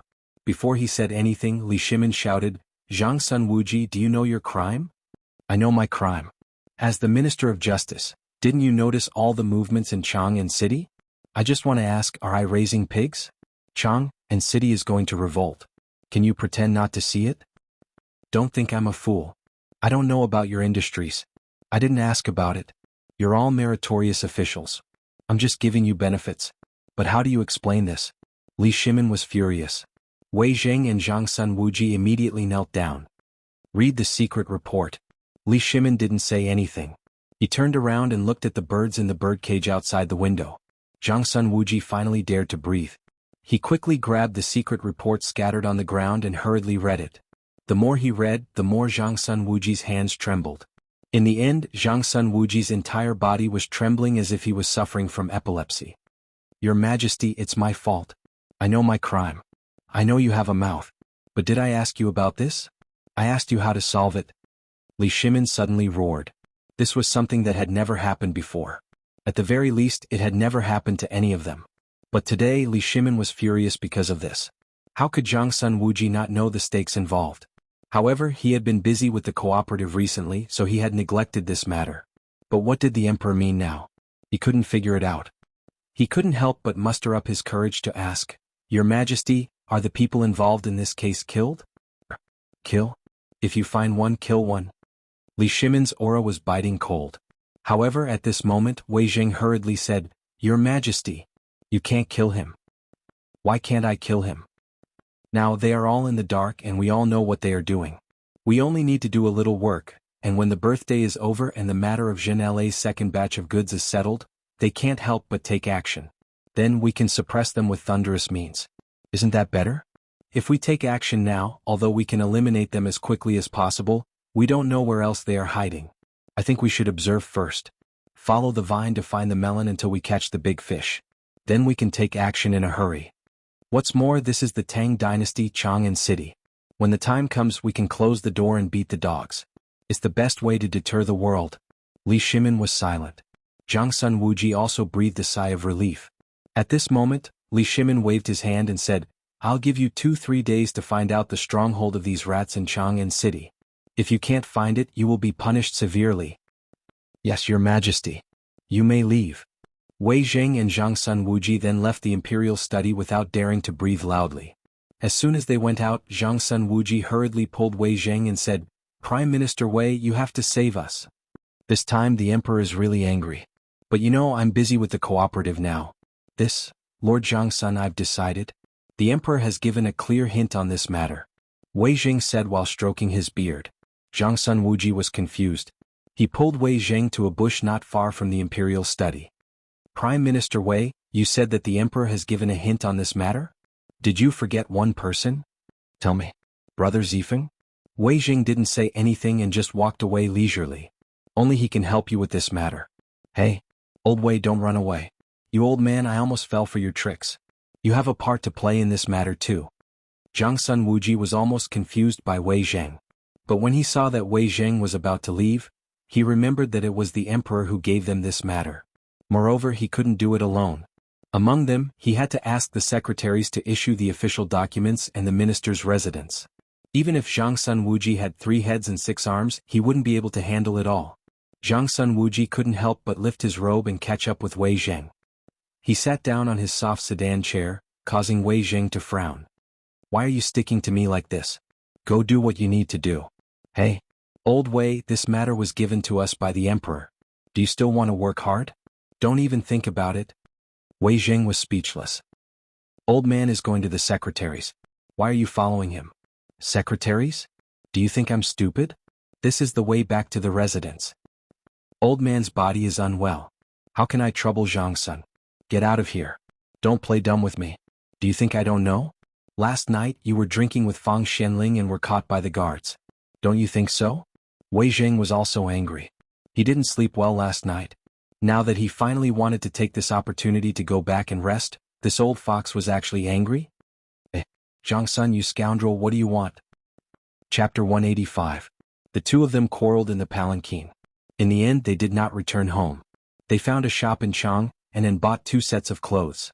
They disguised themselves as ordinary people and rushed to Zhang Feng's tavern in a fit of pique.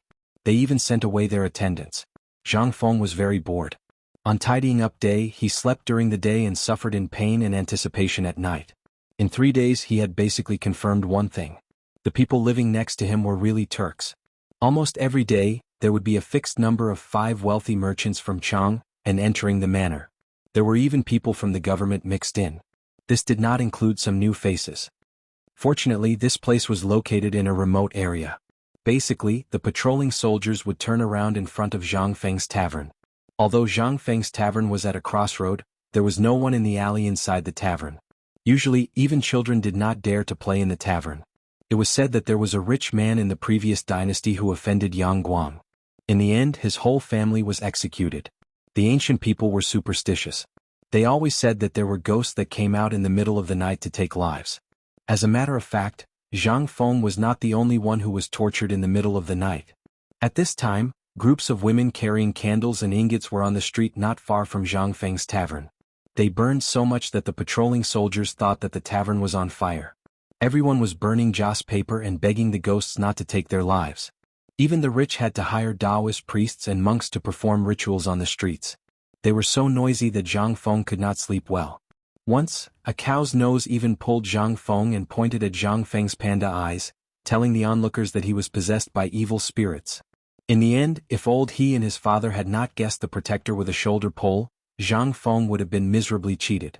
After that, Zhang Feng did not dare to sleep in front of the tavern during the day. Who knew when someone would use a boy's urine to exorcise him? He couldn't get angry yet. All he could do was stare at the man and mutter, "This is all for your own good. What's wrong with being possessed by evil? You haven't married yet. Do you want me to arrange a marriage for you? That daughter of mine is more beautiful than anything else." But when Zhu Xinyang came to Zhang Feng with a strong woman with a big waist, Zhang Feng held the kitchen knife and was about to go crazy. Only then did the crowd stop wanting to propose marriage to him. It was 2F** King scary. For example, the flowers were scary. If he were to marry her, Zhang Feng would probably be scared to death in the middle of the night. Sigh. It's too damn difficult. Zhang Feng looked up at the sky and sighed. However, he was reprimanded by Zhu Zi's mother. "Man, if you don't find a wife, you'll bring shame to your ancestors. Tell Auntie which family's girl do you like. Even if she's a concubine, you should marry one. If you endure like this, even if you don't feel uncomfortable, we feel uncomfortable watching it. Auntie, I actually have a wife. She's currently studying at Han University." Zhang Feng was helpless. He could only use a girlfriend he had dated online for 3 years in his previous life, whom he had met 3 times, and who was about 9 years older than him. But this time it was over. The entire neighborhood knew in the next moment. "Sai Fengzi, where is your wife from? Is she good at giving birth? Where is Han University? Why haven't I stopped? Fengzi, are you fooling old man? Studying? Do you think old man studied Confucius for nothing? Which girl who can study isn't a lady from a wealthy family? If you can marry her, old man will take your surname."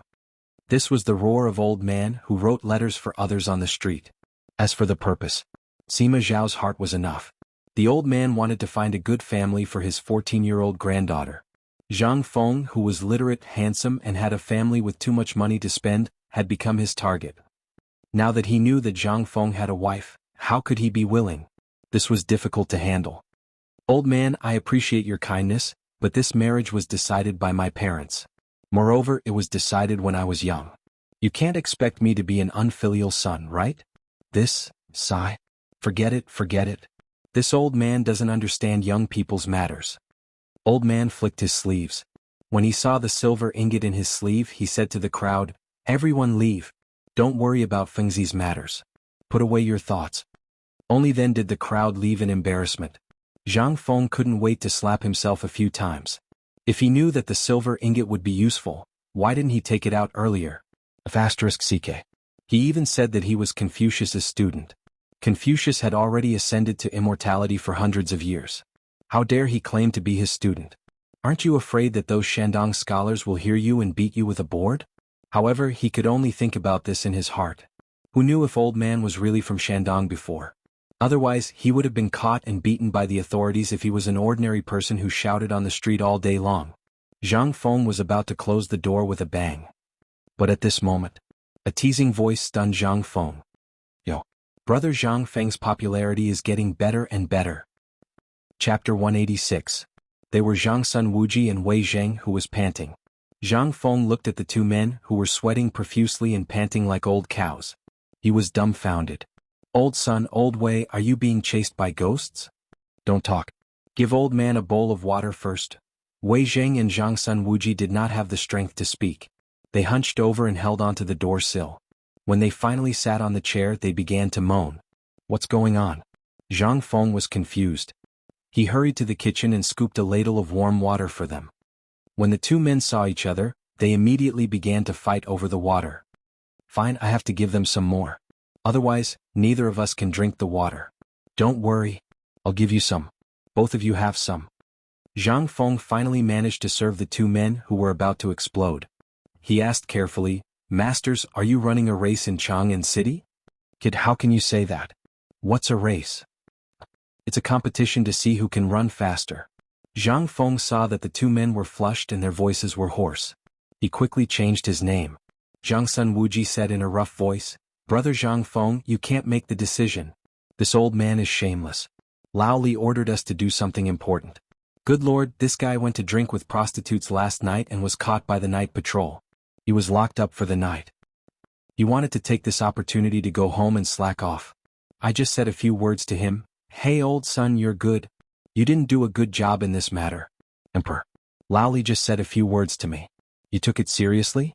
Besides, last night, old man only went to Wentai Lu to drink tea and discuss poetry with his friends. How is that drinking with prostitutes? Then is it true that he was locked up in prison? Don't deny it. I have evidence. Hee. Yes, so what? Do you think old man is afraid of you? Zhang Feng's face was as black as the bottom of a pot. He looked speechlessly at the two old men who were in their 50s talking about each other like two old kids. What the hell is going on? Lao Tzu was annoyed enough. Zhang Feng was furious. Just as the two old men rolled up their sleeves and were about to fight, Zhang Feng roared, Don't make a ruckus. Shut up. Needless to say, this roar instantly stunned both of them. After a while, the two of them looked at Zhang Feng with red eyes and thick necks. Zhang Feng shrunk his neck. Please continue. Just pretend that I didn't say anything. He was terrified. But how could they continue now? They said fiercely to each other. They sat on the chairs and sulked after fighting again in the future. Zhang Feng carefully hid in the kitchen. He chopped up the pig offal that he had just braised in the morning and put 2 jars of wine on the table. Until now. The two old men wrinkled their noses and sniffed the aroma. Without waiting for instructions, they picked up their chopsticks and waited with shining eyes. Without waiting for Zhang Feng to put down his plate, the two of them took out the plate and picked up a piece of pig intestine. They started to fight over it. When they saw Zhang Feng, they frowned. Old son, I can see that you two have a lot on your mind. Did something big happen? Yes. When it came to serious matters, Zhang Sun Wuji didn't beat around the bush. As he ate the large intestine, he said vaguely, Today there is indeed a big matter. But before we talk about it, shouldn't you tell me where Han University is? Yes. Old man thought that he had seen more than half of the Tang Dynasty, but I have never heard of Han University. Zhang Feng patted his head. The people were fooled, but how could he deal with these two old men? He could not say that it was a university thousands of years in the future, right? It would be strange if they were not monsters. Ah. Well, let's drink. This is good wine. Come. Zhang Feng changed the topic and said vaguely. But the two old men were smart people. How could they not know that he was changing the topic? Brother Zhang Feng, you should talk about Han University. It's not too late to drink while talking. Yes. I'm really curious about this matter. I was thinking if I should go to Jinla to find you a beautiful woman. But I just heard that you have a wife. What's going on? Fine. I can't hide anymore, Zhang Feng sighed. At this time he finally understood the price of lying. Often, a casual lie would require countless lies to make up for it. This was just the beginning and it was already like this. What about later? Zhang Feng felt a headache just thinking about it. Han University, it's a place in the southern foot of the Qinling Mountains. We call it Han University. It's a place between Liangzhou and Lizhou. Oh. The two of them thought for a long time and finally asked. I've heard of that place. I heard that it was the place where Liu Bang rose to power during the Three Kingdoms period. Is it there? Eh? Old Wei, you know that place too. Yes, it's there. My house is in a place called Nyangzi Pass in the southern foot of the Qinling Mountains. Nyangzi Pass. Wei Jing thought for a while and looked at Zhang Sun Wuji. I've been there before. It's a good place, but it was destroyed in a war and a flood. I haven't been there in recent years. Alright, there's a big family there. I think their surname is Zhang. Are you the son of that family? Hearing Wei Jing's words, Zhang Feng slapped his thigh and said, Yes. Are you talking about the family at the dam in Yangtze Pass? I think so. It's been too long. I can't remember where I stayed when I was marching, so I have some impression of it. Zhang Feng sighed in his heart. Finally King fooled them. Chapter 187. Zhang Feng had the urge to cry. Status was the most taboo thing for a person. Previously, when he was with Lao Li and the others, they would ask him about this and that when they had nothing to do. However, he always played dumb. He knew that there would be a day when he could not hide it. However, there was nothing he could do. However, just a few days ago, when Zhuzi's father was squatting under the crooked tree and telling him about their escape, he found out about the existence of such a place. When Zhuzi's father talked about the glory of the Zhang family, he almost thought that Zhang Feng was the young master of that family. From what he said, Zhang Feng's age seemed to be the same as the young master of that family. They also looked very similar. All right. Since that was the case, Zhang Feng and Zhuzi's father talked about the Zhang family in detail. Basically, the Zhang family's 18 generations of ancestors were revealed. He even clearly stated who the young master of the Zhang family was engaged to. In the end, Zhang Feng asked how he knew so much.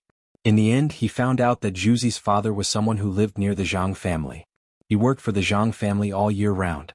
How could he not know the situation of the main family?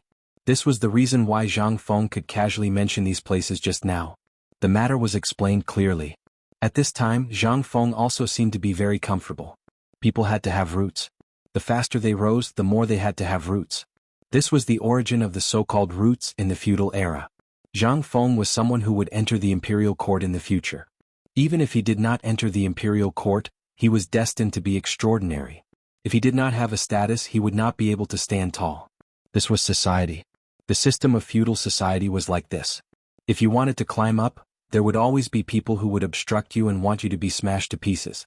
Now Zhang Feng was not afraid. Although he did not know how high the price would be, at worst at the last moment, he would use a big lie to cover up today's lie. However, he knew that if he stood high enough one day, even if the emperor found out that there was a problem with his status, he would not do anything to him. Because in his blood flowed the blood of the Han people. That was enough. What's more, the emperor was someone who could even spoil the daughter-in-law of the Chang people. To him it was a piece of cake. Identity? In the eyes of the emperor, that was nothing but a fart. If he says you have it, you have it. If he says you don't, you are nothing. Now, whether it was Zhang Feng, Zhang Sun Wuji, or Wei Jing, they were all relieved. Only now did they truly acknowledge Zhang Feng. At the same time he was shocked. How could a 20-year-old youth have such godly talent? Brother Zhang Feng, do you know what I'm thinking now? Wei Jing looked at Zhang Feng and patted him on the shoulder. I used to think that a man would definitely protect his country or enter the imperial court as an official. That would be the most important thing in life. But today I don't see these two things in you. Don't tell me you don't want to? Yes. Zhang Feng nodded honestly. Who doesn't want to stain the battlefield with blood and be buried in horse hide? That kind of hot-bloodedness makes one's blood boil just thinking about it. Who doesn't want to be in that kind of situation? But Zhang Feng shook his head. Zhang Sun Wuji sucked a piece of small intestine in one gulp and patted his oily hands, praising, "What a great saying, the bright mirror grieves for white hair." Brother Zhang Feng, then you want to? Zhang Sun Wuji never forgot his original intention. He wanted to rope in Zhang Feng. Now that he saw the opportunity, he hurriedly tried to rope him in. No. Zhang Feng shook his head. Now is not the time. Besides, who said that serving the imperial court requires one to be buried in horse hide and have white hair in the court? Wei Zheng was shocked. He had read the books of sages all his life. The principles in the books were basically the same as what Zhang Sun said, but why did Zhang Feng have a different meaning? Wei Zheng hurriedly got up and bowed with the etiquette of a Confucian, saying, "Please enlighten me, brother Zhang Feng." Now, the imperial court of the Tang dynasty was spreading the word in order to recruit virtuous officials, but the effect was very little. But today Zhang Feng's words were different. Could it be that he was talking about another academic field? Wei Zheng and Zhang Sun Wuji couldn't help but be in awe. I can't say it explicitly. Zhang Feng smiled. Actually, this is the case. I think there are many ways to serve the imperial court. If it's within your ability, you can help the world. Isn't this a kind of reimbursement? As long as we can ensure that the people are clothed and fed within our ability, even if the power of one person is small, if there are thousands of people in the world like what I said, think about it, what will happen? You will pass down this virtue like a wildfire. This? Wei Zheng was shocked. Zhang Sun Wuji was shocked. What kind of logic was that? However, it did seem to make a lot of sense.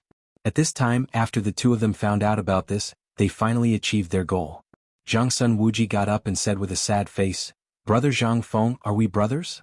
If what you said is right, then now I have a problem and need your help. Will you help me?" Of course. Who the hell said we're not brothers? Get a knife, Lao Tzu, and chop him to death. Zhang Sun Wuji was overjoyed when he heard that, but his face changed like a Sichuan opera.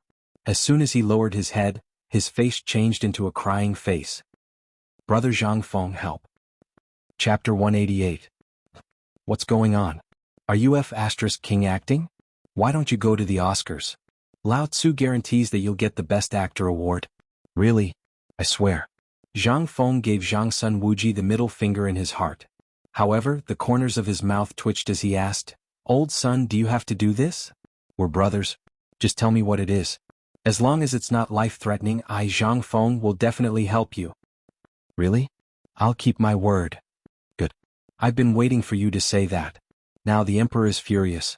He heard that there are many Turkic spies operating in Chang'an City.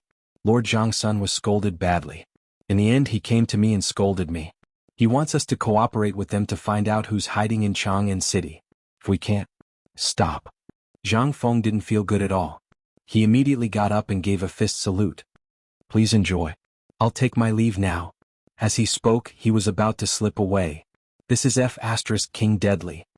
Just a moment ago, he was still warning his neighbors not to provoke these people and to run as far away as they could. He was even considering if he should find another place to hide. Now look at the unlucky Zhang Sun Wuji. The emperor scolded you because he thinks highly of you. Just let him scold you. You shouldn't King hurt others. Now you've King hurt others. Lolly too. If you have nothing to do, what can't you do? Even if you wash a piece of mud in the river for fun, Lao Tzu will still praise you. Now look at what you've done. You've flattered the wrong horse. No. You've hit the horse's balls. If you want to die, why are you dragging me into it? Wei Zheng and Zhang Sun Wuji were completely dumbfounded when they saw Zhang Feng making such a big commotion. However, when Zhang Feng opened the door and was about to go out, the two of them sped up and grabbed the back of Zhang Feng's collar to bring him back. I say, little brother. Why are you running? I need to pee. Come on. I knew you were a coward. Zhang Sun Wuji curled his lips and said, "This isn't difficult at all. I heard from Lao Li that the group of kids at the entrance of your shop are all your informants. You're really a genius to have someone like that in front of you. That's why we're here to ask you for advice. As for other matters, the officials will naturally take care of it. If you're afraid, I'll have someone send you a few well-dressed boys.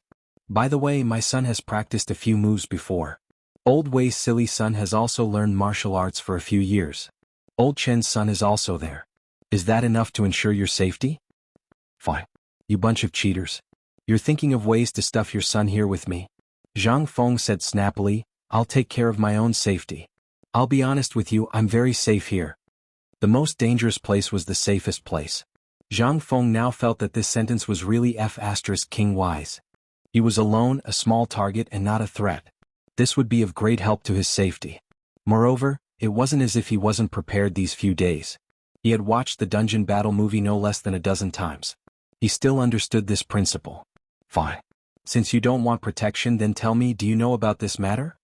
Seeing that Wei Zheng and Zhang Sun Wuji didn't understand what he meant by the safest place, Zhang Feng rolled his eyes and said, I know about this matter, and when Crown Prince Junla came to my place, I found out that they seem to be the ones behind this rice robbery. Moreover, anyone with a brain would understand that if no one instigated this matter, who the hell would dare to expose the matter in the palace? You mean there's also someone in the palace? Wei Zheng's eyes narrowed slightly. Without waiting for him to finish, Zhang Feng hurriedly motioned for him to stop. Zhang Feng nodded. So, I think it's best for you to let Zhang Sun Wuji investigate this matter from the palace. That way it'll be much easier to handle. And to put it bluntly, I reckon that the lord in the palace has long known about this matter and has already started to make arrangements. Since he can let you cooperate with Zhang Sun Wuji to investigate the merchants in Chang'an City, then you know the ins and outs of this matter? Wei Zheng and Zhang Sun Wuji hurriedly lowered their voices and asked. I don't know.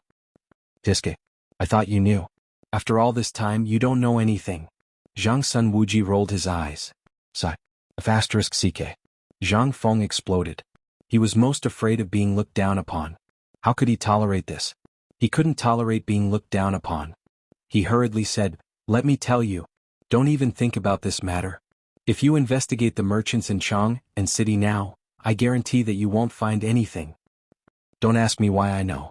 If you ask, I just don't know. Let me remind you, if you want to investigate this matter, you have to go outside. Go outside and investigate. You'll be able to find the source of this matter once you investigate that place. Outside? You mean they've shipped it out? Chapter 189. Ahem. Zhang Feng drank a bowl of wine mysteriously. He leaned back on the recliner and snorted a few times. There are some things that need more of this. If you don't use it, you'll lose it sooner or later. Zhang Feng pointed to his head. These inexplicable words made Zhang Sun Wuji and Wei Zheng confused. But seeing that Zhang Feng stopped talking about this matter, they could only jest with Zhang Feng for a while. After drinking, the two of them left contentedly. But it was obvious that they left with a lot on their minds.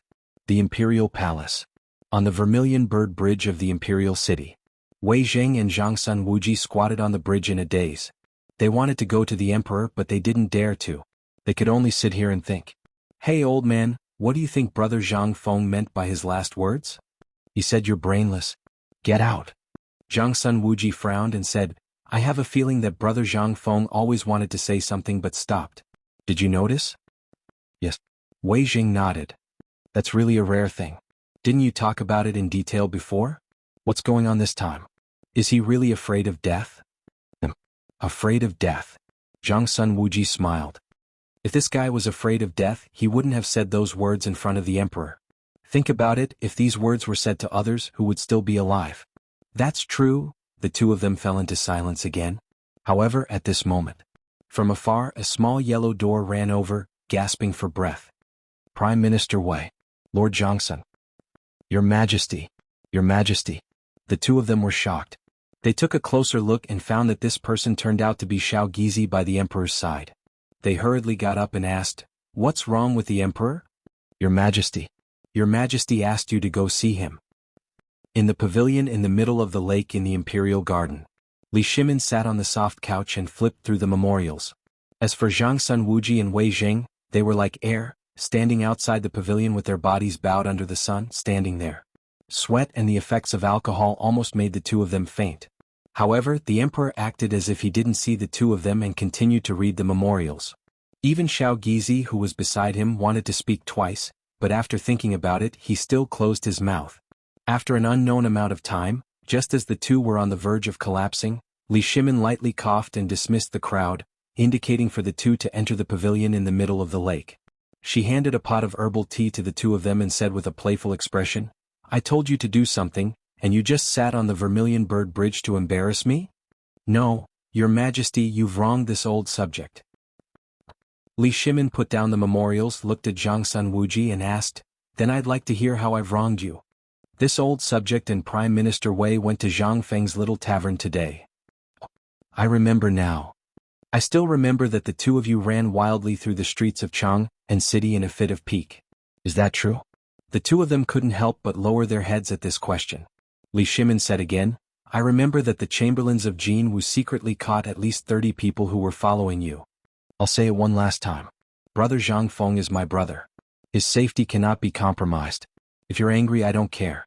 However, if you implicate Brother Zhang Feng, you know the consequences. Hearing this, the two of them hurriedly knelt on the ground. This subject knows his mistake. Forget it, get up. Sit. Tell me, what did Brother Zhang Feng say? The two of them heaved a sigh of relief when they heard this, but they couldn't help but feel a chill in their hearts. More than 30 people who were following them? Weren't the Turks too arrogant? If they secretly shot an arrow at them then? The two of them couldn't help but break out in cold sweat. However, this was clearly not the time to think about this.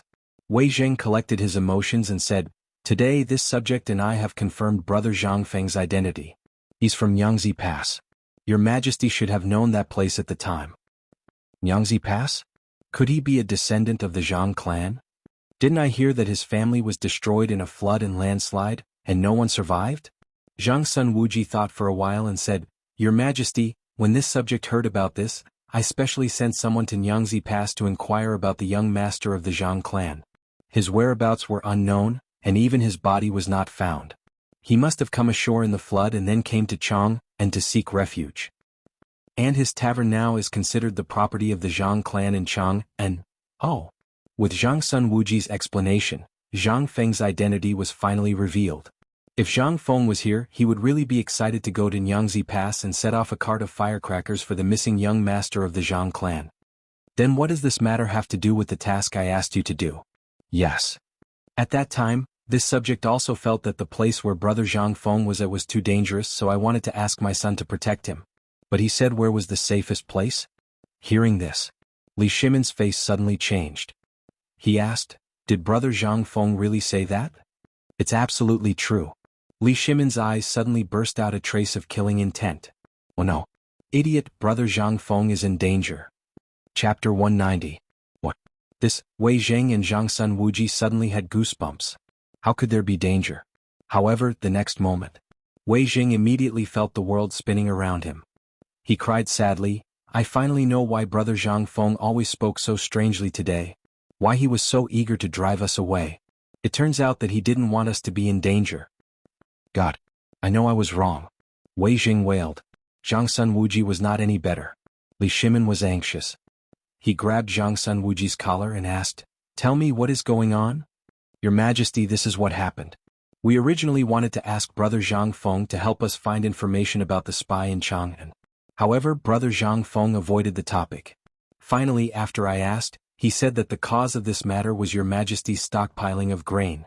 "What?" Li Shimin was shocked. "And then?" "He said that Your Majesty's stockpiling of grain must be confidential. However, such a thing would be leaked by someone. This person either wanted his whole family to die or was a spy." "A spy? There is a spy in my palace?" Li Shimin's face was so gloomy that it was about to drip water. He asked again, "Tell me everything that Brother Zhang Feng said without missing a single word." "Yes." Wei Zheng and Zhang Sun Wuji said, "This matter, after we figured out Brother Zhang Feng's identity, we told him about what happened in Chang'an. Before we finished, Brother Zhang Feng wanted to run away. In the end, we caught him and held him in a chair. Then he told us what happened. The first thing he said was that there was a spy in the palace. Then he said that he was afraid of death and told us not to investigate further. People would die, many people would die. But when I told him that Zhang Sun Wuji wanted us to investigate, he said that if we wanted to investigate, we would have to go outside the city. We wouldn't be able to find anything inside the city. Also, he pointed to his head and said, 'Use it more often or it will be gone easily.' I didn't know what was going on back then, but now," the two of them couldn't continue. Was there even a need to ask? There's no need. Li Shimin and the others were not fools. It was clear now. Can't Chang'an investigate? Why couldn't they investigate? There must be someone from the government covering for them. Moreover, the merchants also seemed to have hooks and sickles. Under such circumstances, how could they investigate? Who could find out anything? If they were to investigate now, all the clues would be lost. Prime Minister Wei, tell me, what did Brother Zhang Feng mean by going outside the city to investigate? Li Shimin thought for a while and added, "Could it be that he wants us to investigate from both sides? I think that might be the case. There's a saying in the military that when we surround them, we can make all the demons and monsters unable to hide. I think that Brother Zhang Feng must have read this sentence in a military book. That's why he said it at this time, under such dangerous circumstances. Then, do you feel that there might be a big shot hiding around Brother Zhang Feng?" This, Wei Zheng and Zhang Sun Wuji were shocked. They had thought of this before, but they didn't dare to think about it. However, the more they didn't want to think about it, the faster they thought about it. Everything became clear at this moment. If it wasn't for the danger around them, why were those children gone today? Why did Brother Zhang Feng leave in such a hurry? He didn't hesitate to give away his wealth? After all, Brother Zhang Feng was very stingy. At this time, Zhang Feng's words that this was the safest place and the strange look in his eyes made the two experienced officials break out in a cold sweat. Damn it. Brother Zhang Feng is such a loyal friend. I'm ashamed to face Brother Zhang Feng. Li Shimin said bitterly as he smashed his fist on the stone pillar. If it weren't for the fact that so many things are involved, I would really like to pick up my long sword and wipe out Chang and city one strike at a time. Your Majesty, you can't do that. Your Majesty, please calm down. Wei Zheng and Zhang Sun Wuji both knelt down. Li Shimin waved his hand. I'm fine. Now tell me, is the chess piece in the palace in the Honglu temple or someone hiding in the palace? This? Wei Zheng and Zhang Sun Wuji looked at each other, bowed and said, we are stupid. We don't know. Alas, forget it. Since Brother Zhang Feng said that we should start the investigation outside the city, then there are gate handles around Chang'an City. Let's start with these city guards. Your Majesty, the city guards are basically old Cheng's subordinates. I think here should be. Zhang Sun Wuji wanted to say something but stopped. Li Shimin said impatiently, if you have something to say, just say it. I have an immature idea. Then don't say it. Zhang Sun Wuji almost choked. He said quickly, I think the rivers that run through the palace are the biggest suspects. I think we can start the investigation from there. Li Shimin's eyes lit up. Then which river do you think is the most likely? The Yong and Canal. The Yong and Canal goes straight down and then enters the Ba River. It can enter Luozhou in the south and Qinling in the west. The waterways are complicated. We can't trace it. The Yong and Canal. Chapter 191. The conversation in the Imperial Palace soon ended. But after the conversation, Zhang Sun Wuji no longer cared about anything in Chang'an City. He even stopped working on the cooperative and focused on the construction of the cooperative in Luozhou. Wei Jing finally returned home after the conversation. It was as if nothing had happened just now. This caused the triangular-eyed man's eyes to flicker slightly. Then he disappeared from the palace. After a few leaps, the man's huge palm clung onto a wall of the Chamberlain of Dependencies like a bat. The man's eyes were like a poisonous snake, but his arms were like an ape. After the group of guards from the Chamberlain of Dependencies had left, he quietly entered a room in the Chamberlain of Dependencies. As soon as he entered, a man in a purple robe glanced at him and asked, Is there any news from the Imperial Palace? No, it seems that His Majesty didn't say anything. Well? The other two men, a strong man named Sok, grinned. Want to investigate us? Let's see how the Tang Emperor will find out. The eyes of the other Tuyuhun man with a curly beard flashed. Sok, don't say that. I think our people should be more restrained for the time being.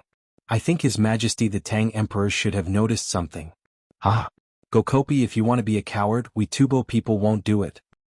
Enough. The long-armed man who just came in glanced at the three men with a sinister look and said, Little Khan hasn't said anything. What are you talking about? That's enough, Barter. They're just making plans. It's not surprising. The purple-robed young man waved his hand indifferently. Pass down the message. Keep a low profile. When Lord Jin LA's second batch of goods arrives, it will be the time for us to take action. The premise is that Jianan Circuit doesn't take action. If Jianan Circuit does take action, we still have to continue to hide in Chang'an City. So, keep your tails between your legs for this matter. Remember, stockpiling food is the most important thing. I think you don't have much food left, do you? The purple-robed man looked at the two men mockingly. We know. What else could the two men say? He could only agree.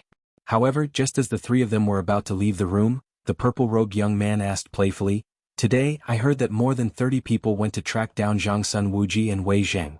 Are they your people? Hearing this, the three of them stopped in their tracks. However, they looked at each other as if no one knew what was going on. Seeing this, a sinister look flashed across the purple-robed young man's face. Pass down the message. Whoever dares to do such a foolish thing again will have their entire family wiped out. Yes. Everyone was afraid of him. Not because Lao Tzu was Shili Khan. Instead, it was because this person's style had always been very sinister. It was unknown who he had learned this from. Now, when he looked at the three of them, he actually revealed a sinister expression. It was clear that he was truly angry. The three of them walked out of the room.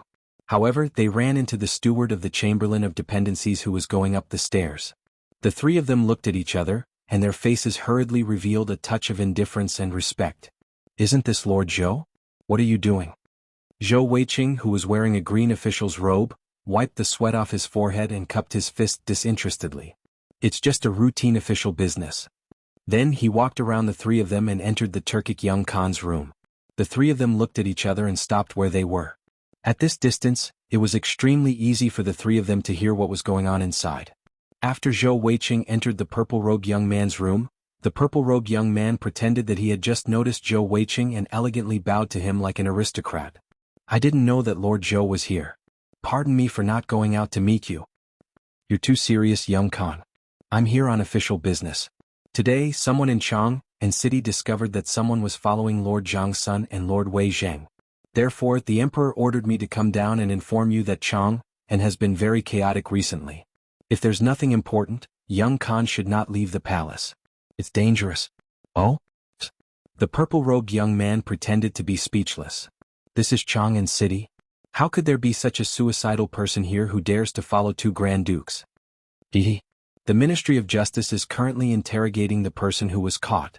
Therefore, the Emperor ordered the Chamberlain of Imperial Insignia to strengthen the security of the Chamberlain of Dependencies to ensure your safety." "Ah. Thank you for your kindness, Your Majesty." After that, Zhou Weiqing cupped his fists and said, "I'm done here. I'll take my leave now." "Thank you, Your Majesty. Take care, Your Majesty." After seeing Zhou Weiqing off, the purple-robed young man's face was so dark that it was about to drip water. "If this Khan finds out who is messing around, this Khan will grind the bones of 18 generations of your ancestors into powder. You're just an animal who can't do anything right." He was furious. This was a critical moment.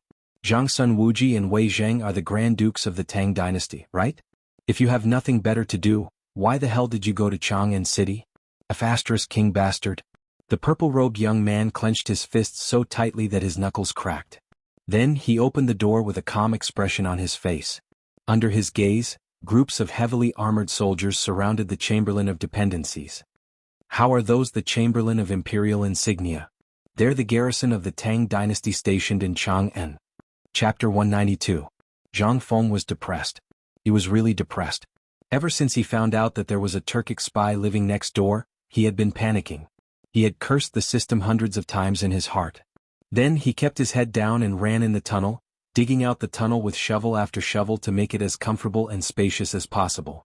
There must be a vent in the tunnel. He thought for a long time and finally decided on the chimney. On one side of the chimney there was a fire outlet. In this fire outlet he put a bamboo pole and opened the bamboo pole. This was a simple vent. Then he installed bamboo tubes in all the places in the room where the vent could be placed.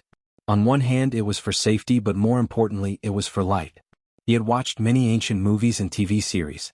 Basically all the houses in this era were made of wood, so it was easy to catch fire. They also took advantage of this. When there was no other choice, everyone's favorite thing to do was to set the house on fire and destroy the evidence. At that time, if Old Wei could guess what he meant from his words, then he really had to make sure he was safe. This tunnel was his safety barrier. The tunnel was not big, only enough to fit a bed, a toilet and some simple toiletries. Zhang Feng even stored a lot of dried meat here. Just in case he could come in at any time. He did not know how long he would have to hide. So, he had arranged everything here properly. However, even so he was still very depressed. He thought that Old Wei was the smartest person besides Lao Li. He did not expect him to be so blind. She just didn't know if he had understood the last sentence clearly. If he did not, then it would be fine. But if he did, then it would be best. He was not afraid of their intelligence, but he was afraid of the emperor in the palace. If he got angry and sent a large army to attack, then it would be terrible. He did not want the small tavern to suffer. He did not know if this small G tavern was directly related to the binding of the system, so he had to stay here until the activation of the system. Otherwise he was afraid. The Tang dynasty was too dangerous. If he entered the palace one day and did not have the system with him, he was afraid that he would not be able to defeat this guy. In history, if this man was a good man, he would rather chop off his own head if he dared to mark the streets of Chang, and with the words, 9982 Li West Straight Road, to show his sovereign territory. The people around this master were all King shrewd. There was no need to talk about Wei Zhang. To be able to be called a human mirror, it was easy to imagine how powerful he was. However, he wasn't afraid of Wei Zheng. He was confident that he could toy with Wei Zheng. But this Chang person, Zhang Sun Wuji and the emperor, made him feel uneasy. Sigh. Zhang Feng shook his head. He chewed on a piece of straw that he pulled off from the bed to stop himself from thinking about those annoying things. Now that it was quiet, he had the urge to go next door and take a look. After shaking his head hard, Zhang Feng got up and walked out of the small tavern. He squatted at the entrance of the small tavern and looked at the bustling street on the other side. Compared to the empty street he was on, Zhang Feng suddenly felt excited. That's right. If he could build a house on the second floor of Lao Tzu's small tavern, he would not have to be afraid anymore. Even if he was surrounded by soldiers, he just needed to climb down the rope ladder and say Zhang Sun Wuji's name and Lao Tzu would be fine. At this thought, Zhang Feng hurriedly found the dog and asked him to buy a wooden plank for him. He wanted to tidy up a room on the second floor of the tavern. While Zhang Feng was busy building because he had found a sense of security, he encountered an extremely troublesome matter in Luozhou City. At this moment in Luozhou City, in a single night, the hair on the head of the Luozhou provincial governor had disappeared without a trace under the demonic claws of the shrew.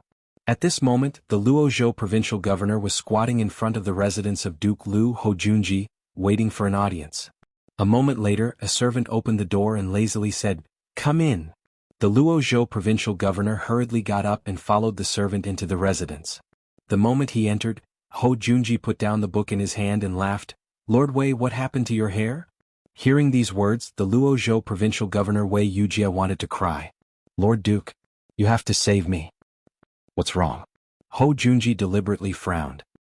He pretended to be displeased and said, "As an official of the imperial court, how can you cry like this?" "Lord Duke, it's not that this lowly official is crying, it's because this subject really couldn't do it. Moreover, this subject has distributed all the money in the Luozhou treasury. 3 days have passed. This official brought people to check the accounts, but those people lied and said that they didn't know about this matter." Only now did Hojunji realize that this matter had truly gotten out of hand. Moreover, the emperor had secretly ordered him to cooperate with the Luozhou provincial governor and unfold this matter in Luozhou. But now, he realized that this matter had gone a little too far. "How much money did you release?" "This subject has released it. 5,723,892 taels. This money was basically all borrowed by the rich families and merchants of Luozhou. The common people only borrowed around 300 taels. Then why can't you take it back?" Hojunji stood up, his expression dark. "Don't they know that this is His Majesty's money? They're rebelling." Chapter 193.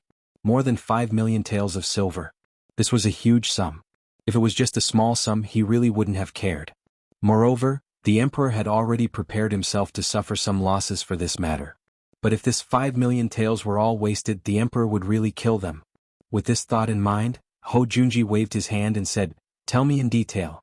What is the reason for this matter?" "Yes. 3 days ago, this official was ordered to meet up with those wealthy merchants and families in Luozhou and explain the matter clearly. But when this official went the next day, this official only found that the money was gone. The account book recorded that the money the commoners had lent out while this official was here, but the money after that had disappeared without a trace." "Bastard. Absolute bastard. You're not even going to arrest this? Are you a bastard?" "No."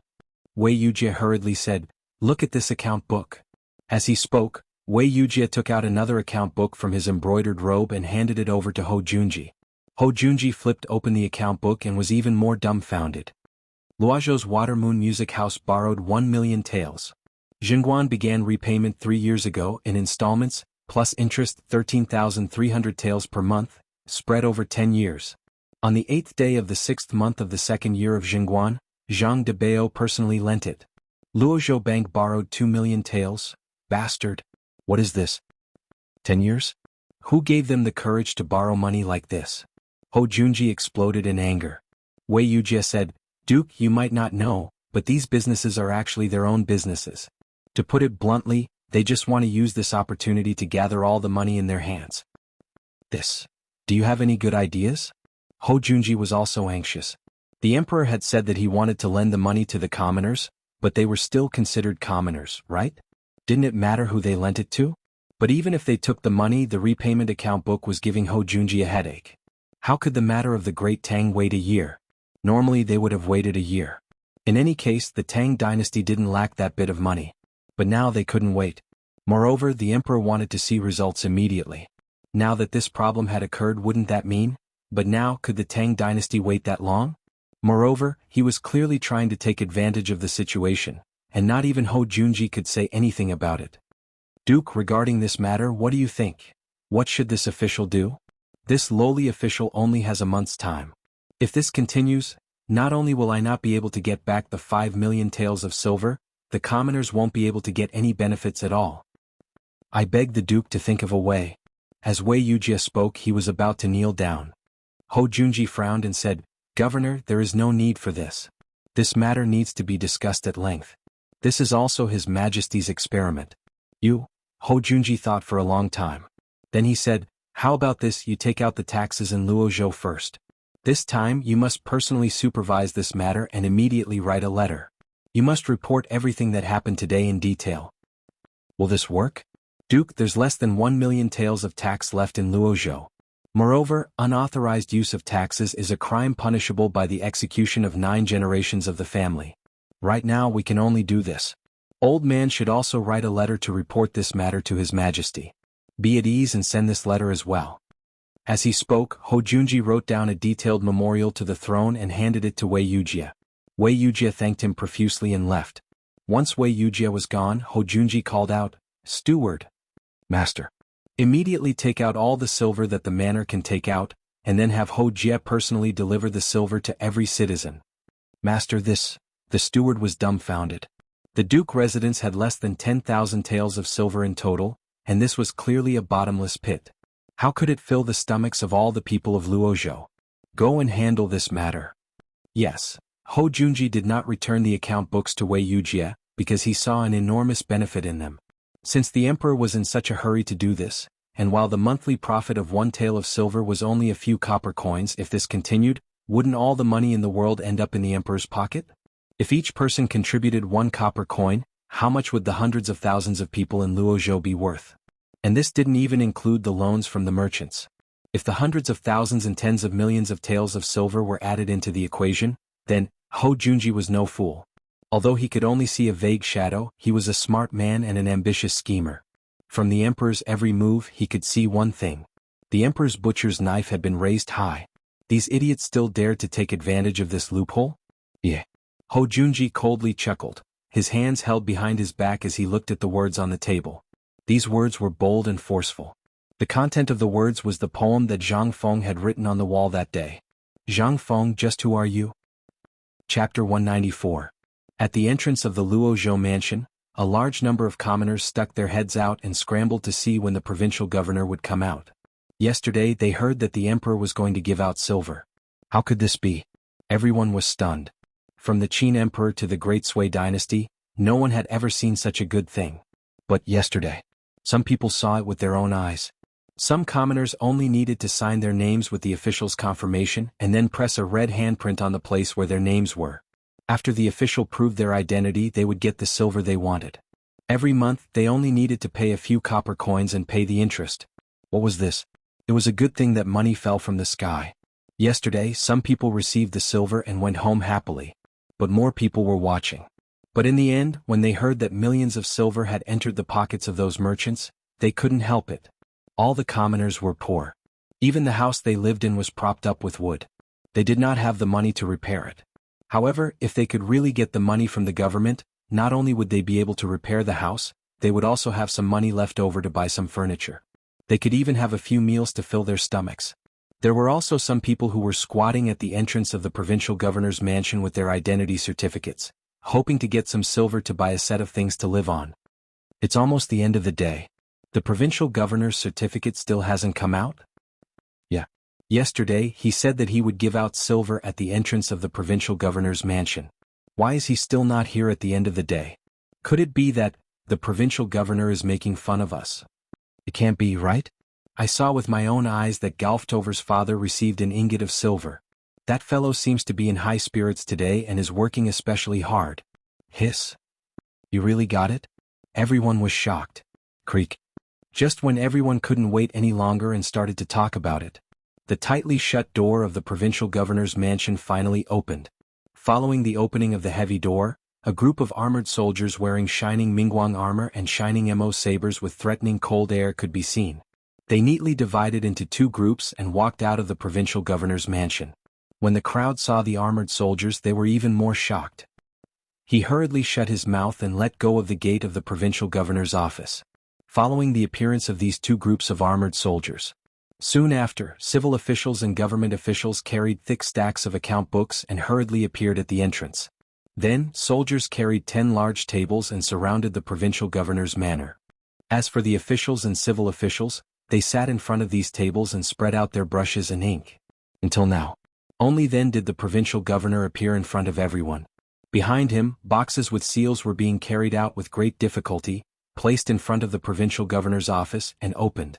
The dazzling silver ingots made everyone aghast. However, just at that moment, the 2 rows of soldiers also revealed twisted expressions. They pulled out their Modeo blades and coldly swept their gazes over the crowd. Wei Yujie first cupped his fist to the crowd and then said, "Today the release of the silver ingots officially begins. But I still have a word of advice for everyone. This is the imperial family's silver ingots. The emperor empathizes with the people and gives you the capital to live a better life. If I find out who dares to squander this silver ingots in brothels, taverns, and gambling houses instead of using it for daily life, I will first punish him with 30 strokes of the cane, and then I will wait for the emperor to punish him. Today I have 3 requests. Those who are addicted to gambling, alcoholics, and debauches, get out of my sight. If you are found by the officials, you all see these soldiers, right?" Wei Yujie pointed at the soldiers wearing Mingguang armor and said, "Once you are found, if you still dare to deceive me, first, ask this Mo saber if he is willing." Provincial governor. Don't worry. We are all the people in this city. We all want to take some money back to live a better life. If anyone is a debauchee, let alone the provincial governor, we will not let him go. Yes. Provincial governor, don't worry. This money we will spend it wisely. Since it is the emperor's pity, how would we dare to use it carelessly? Members of the Zhang family, listen to this old man. Now listen to what the Lord has to say. What kind of money is this? This is the money that the emperor gave us to save our lives. Whoever dares to squander it will be punished according to the family rules. Patriarch, don't worry. Whoever dares to do this will be beaten to death. Beaten to death. Wei Yujie heaved a sigh of relief. Looking at the agitated crowd, he waved his hand and said, "All rich families and merchants, stop issuing loans today. Don't ask. If you want to ask those people from yesterday. They all took the money away. If you want to blame someone, blame them." *CK his mother. Lao Tzu is still waiting to borrow some money to buy goods. Damn it, provincial governor, they are rich to begin with. Why are they doing this? Provincial governor, catch them and cut them into pieces. All the people who were waiting to borrow money to start their businesses were angry. At this time, the provincial governor had already spoken. What could they do? All the merchants waved their hands and shouted with red eyes, "Let's go and find those sons of cheese to ask for money. That is the money that the emperor gave us. Yes. Let's go." Wei Yujie turned a blind eye to this. Instead, he said to the officials, "Pass down the order. If those people dare to hit people, arrest them. If these people hit people, as long as they don't kill people, pretend that you didn't see anything." Yes. Chapter 195. Liangzhou. This was the main trade route from Chang and to Longyu Road, which was connected to the western regions. At this moment, Liangzhou was also facing the same problem. The provincial governor of Liangzhou, Wei Ani, was a distant relative of Wei Zheng. Today he sent 3 secret reports to Wei Zheng. A few days ago he received a letter from the palace, asking Liangzhou to release all the tax money that was supposed to be sent to Chang, and lend it to the people according to His Majesty's order. However, everything was fine on the first day, but on the second day they ran into trouble. This was the center of commerce. Basically, half of the residents in Liangzhou city were merchants. On the first day, Wei Ani took out 7 million taels of silver and distributed less than 30 to 40,000 taels of silver to the small merchants in the city. Basically, the people were watching. However, on the second day, after Wei Ani personally loaned 1,000 taels of silver for his brother-in-law's dye house, the 7 million taels of silver were all spent by the small merchants in an instant. Wei Ani was overjoyed. He had finally solved the matter that His Majesty had asked him to do perfectly. However, on the third day he was dumbfounded. He had wanted to wake up early in the morning to play with his favorite golden thrush bird in the cage, but he had lost the desire to do so. The clamor outside the mansion scared the birds to the point that they were shivering. How could he not be angry when his beloved bird was frightened? He rolled up his sleeves angrily and was about to go out to see what the guard was doing. Why didn't he care about the commotion outside? However, he was completely dumbfounded as soon as he stepped out of the backyard. There were more than a dozen servants and maids in the courtyard, but now they were all hiding in the room and did not dare to come out. From time to time, there were piles of dried or fresh cow dung flying in from outside the courtyard. How could this be? Weiani was furious. Butler? Where did you go? Old master. Come and hide. Behind a bamboo bush, the butler shakily poked his head out and then hid again. Weiani was dumbfounded. He carefully avoided the cow dung outside the courtyard and hid in the bamboo bush. He asked, "What's going on outside?" "Old master, almost all the people around Liangzhou are outside." "What?" Weiani was shocked. "Then why didn't anyone inform me?" Madam doesn't want to. She's afraid that with master's temper, going out and hitting people will cause a lawsuit." Weiani was furious. He raised his hand and was about to hit him, but in the next moment, he withdrew his hand in embarrassment under a cold gaze. "Madam, why are you outside?" Everyone in Liangzhou knew that Weiani was henpecked. Moreover, Weiani had a bad temper. This was something that everyone in Liangzhou knew. At this moment, a graceful figure was glaring at him from the storeroom in the front yard. "This is what you're doing?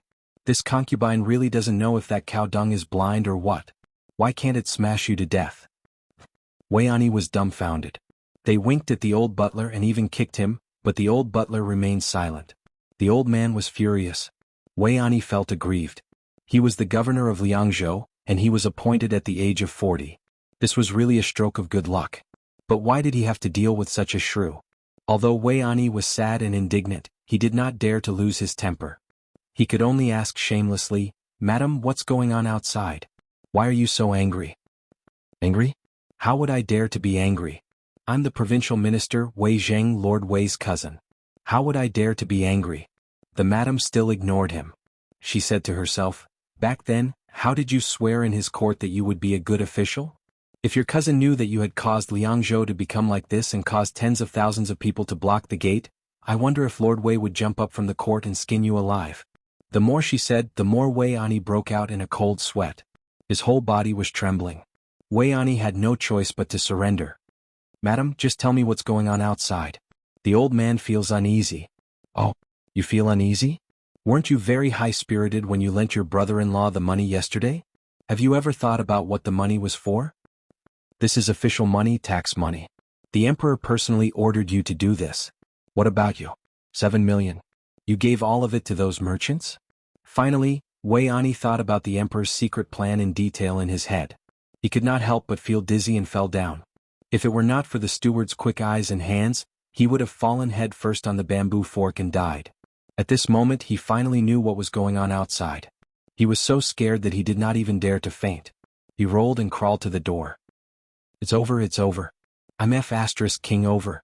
Weiani could not care about anything else. He pulled the bolt of the door open and was instantly drowned by the noise. At the door, all the guards and prisoners were waiting, but no one dared to make a move. They could only guard the door. At this moment, when they saw Weiani come out, they finally breathed a sigh of relief and opened the door. Weiani roared, "Stop. Lao Tzu, stop. The old man will think of a way to get the money. Don't worry. Line up and make a list. There's still money." Chapter 196. It seems that Lao Li and the rest have messed up the cooperative. Zhang Feng was lying on a recliner by the door as he listened to Guzi, whose face was covered in snot, spittle flying everywhere. Zhang Feng couldn't help but sigh in his heart. "Brother Zhang Feng, let me tell you. Early this morning, I saw signs hanging at the entrance of a few banks opened by the officials. I asked Lao Xiu to take a look and he said that it was a closed day. At the entrance of the shops, the people looked as if they were possessed. Their eyes were bloodshot. And I heard from the guards at the entrance that there were thousands of people outside the city gates last night. They heard that Chang and was distributing money, so they came overnight. But I don't know why, but the officials didn't care about it. They acted as if they didn't see it. I heard that the banks in Ping and Lane gave out about a few million taels of silver yesterday. Diske, I don't know how many steamed buns can be bought with a few million taels of silver. I heard that one steamed bun costs 5 copper coins. In the world of children, They were not interested in anything except for eating, which was considered to be very clear on the subject. But at this moment Guzi was also dumbfounded. To him, a few million taels of silver was money that he had never seen before. How much money did it cost him to force a bank to close down? But these words had a different meaning in Zhang Feng's ears. Guzi, go and find Lao Xiu. Tell him that I want to drink with him. Zhang Feng waved his hand. Guzi heard this, wiped his nose with his tanned arms and then hurried away. He didn't even wear grass shoes. He waved his hand and let the little boy beside him enter the house. Zhang Feng then slowly went to the kitchen and brought a big pot of steamed buns and a big basket of steamed buns. Under the burning gaze of Zhu Zi and the others, Zhang Feng put the pot of steamed buns and the basket of steamed buns on the table. Don't fight. The older ones let the younger ones come one by one. That little girl, why are you hiding behind? Here, take this lamb leg. Xiaoya, who was hiding in the corner and didn't dare to step forward, suddenly had a greasy and steaming bone stick in her hand. Xiaoya smiled sweetly. She took 2 steamed buns from the basket and ran away in a hurry. Zhang Feng shook his head slightly. He didn't care about it. But inadvertently, he saw the old elementary scholar stroking his beard and smiling at the door. Behind him, he stared at Zhu, who was holding a large piece of meat and eating it with relish. Zhu's eyes flashed with a fierce light. Come on, dog, there's a big pot on the stove. Bring it up and let's eat together. All right. Hearing this, Guzi ran away with a smile on his face. Ah, brother Zhang Feng, you're really... This old man thinks that he's well read, but this old man admires your actions. If there were more people like you in the world, then our Tang dynasty would not be afraid of being strong and prosperous. Where is the chaos of war in this world? That day will come. Zhang Feng smiled. Come. Old elementary scholar, please sit. It's too boring to be alone, so I came to drink with you to relieve my boredom. Damn Zhu's father, I can't drink with him. That guy was born to be a slave. And old he too. He always wants to find a wife for me. Sigh. You're still the best. Zhang Feng sighed. He took a jar of wine from the counter and 2 wine cups and sat opposite the old elementary scholar. The old elementary scholar looked at Guzi, who was holding a big pot of meat and eating it with his head lowered. He chided with a smile, eat slowly. No one is going to fight with you. Aren't you afraid of choking to death? Ah, no way. My mother said that I'm easy to feed. Guzi wiped his mouth. He grinned. The old elementary scholar smiled. She took the wine cup that Zhang Feng handed to her and took a sip of it. Your wine is still the best. This wine is like you. Although it's clear, it's extremely mellow. Why don't a young man like you want to enter the imperial court and become an official? Instead here. Hey, old elementary scholar, you're here too. Zhang Feng was speechless. The matter of becoming an official is not urgent. It's not something that can be rushed. It depends on fate. The old elementary scholar was excited. With your abilities, you. Yi Zichen was stunned. Me? I just want to drink today and enjoy today. If I can settle down in tens of thousands of rooms, then I will definitely bless the poor people of the world. That's the life of an immortal. Hearing this, the wine cup in the old elementary scholar's hand fell on the table with a bang. He asked with a trembling voice, was that a poem you recited just now? This was done by you? This is a poem written by a senior. I was fortunate enough to hear it. But that senior is no longer in this world. Sigh. The old elementary scholar's eyes dimmed slightly. What a pity. To be able to recite such a good poem, he must be a great scholar. Do you know the name of that person? Zhang Feng shook his head. He could not say that the person who wrote this poem had not been born yet, could he? Wouldn't that be sending the old elementary scholar away? Zhang Feng shook his head and said, Old elementary scholar, let me ask you. Do you know what happened on the street? Yes. The old elementary scholar's wrinkled face was filled with seriousness. This matter has been spread all over the neighborhood. I also went to take a look. Zhang Feng heard this and asked, what do you think of this matter? What do you think? The old elementary scholar shook his head slightly. A failure, a complete failure. Chapter 197. I'd love to hear the details.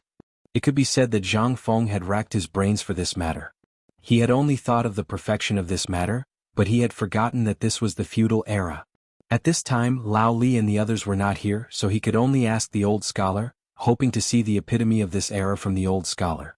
After all, the old scholar was the representative of this era, the feudal ideology. In his opinion, it was decadent and stubborn. This matter has to be explained from the top. The old scholar made a fist salute. Although he didn't say it explicitly, Zhang Feng knew that he was talking about the emperor. I don't know where the current emperor came up with this idea. Look, it's a brilliant move. I know he wants to restore the economy of the Tang dynasty, but he did it in a foolish way. He forgot that human nature is greedy. Insatiable greed is the main theme of this era. That's not right, old scholar. Zhang Feng frowned. Look at how simple and honest the neighbors are. Even if someone loses a shoe, they can find it the next day. How can such simple people be insatiable? Ha ha ha. The old scholar chuckled coldly. His laughter made Zhang Feng shudder. Of course you'll think they're simple. That's because they're all the same poor. If you put a pot of this in the midst of the poor, try it just like. Look at them, you understand, don't you?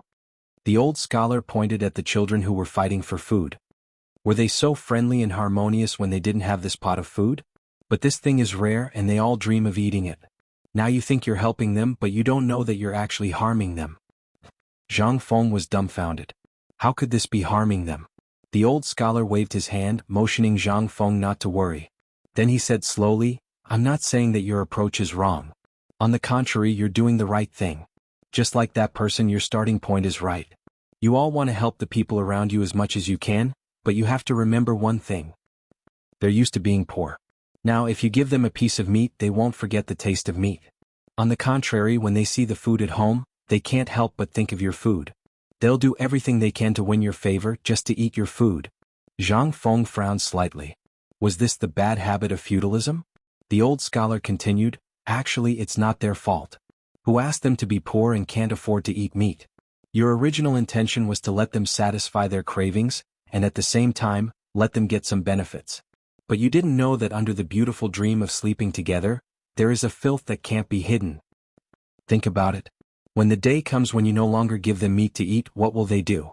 When you're sick and bedridden one day, they'll even climb onto your stove to steal food. You're spoiling a child and making him go astray. You're making him take a big step on the path of stealing or even stealing guns. It can't be that serious, right? At first, Zhang Feng agreed and listened carefully. But after a while, the tone of the old elementary scholar's voice changed. He could tell that the old elementary scholar was looking down on these children. That's not right. You're saying that you're a scholar. Although you've read a lot of books, you've forgotten your roots? However, Zhang Feng was silent. Because this was the Tang Dynasty, the most prosperous era of feudalism. Everyone valued their status more than their lives. Many people, in order to get rid of their status as slaves, would work hard for generations to do so. They just wanted to get rid of their status as slaves one day so that their descendants could straighten their backs and be upright people. However, some people were born with a disdain for slaves that came from their bones. However, they had forgotten the meaning of Cao Ji's poem. Born from the same root, why are we so anxious to destroy each other? Zhang Feng sighed and recited the poem. The old scholar was unmoved. Instead, he tried to persuade Zhang Feng.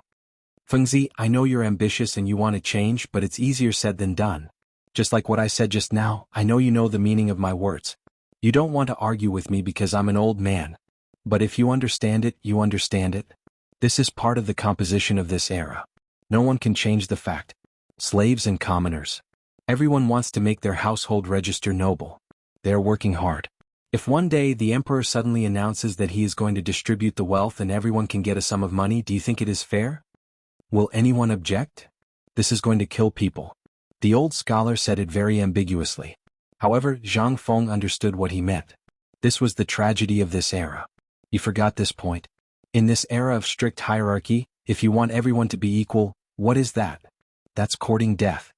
I understand, old scholar, thank you. Chapter 198. Zhang Feng fell silent. At this moment he finally knew where his plan had gone wrong. In this era, there was no one who could accept this set of theories of his.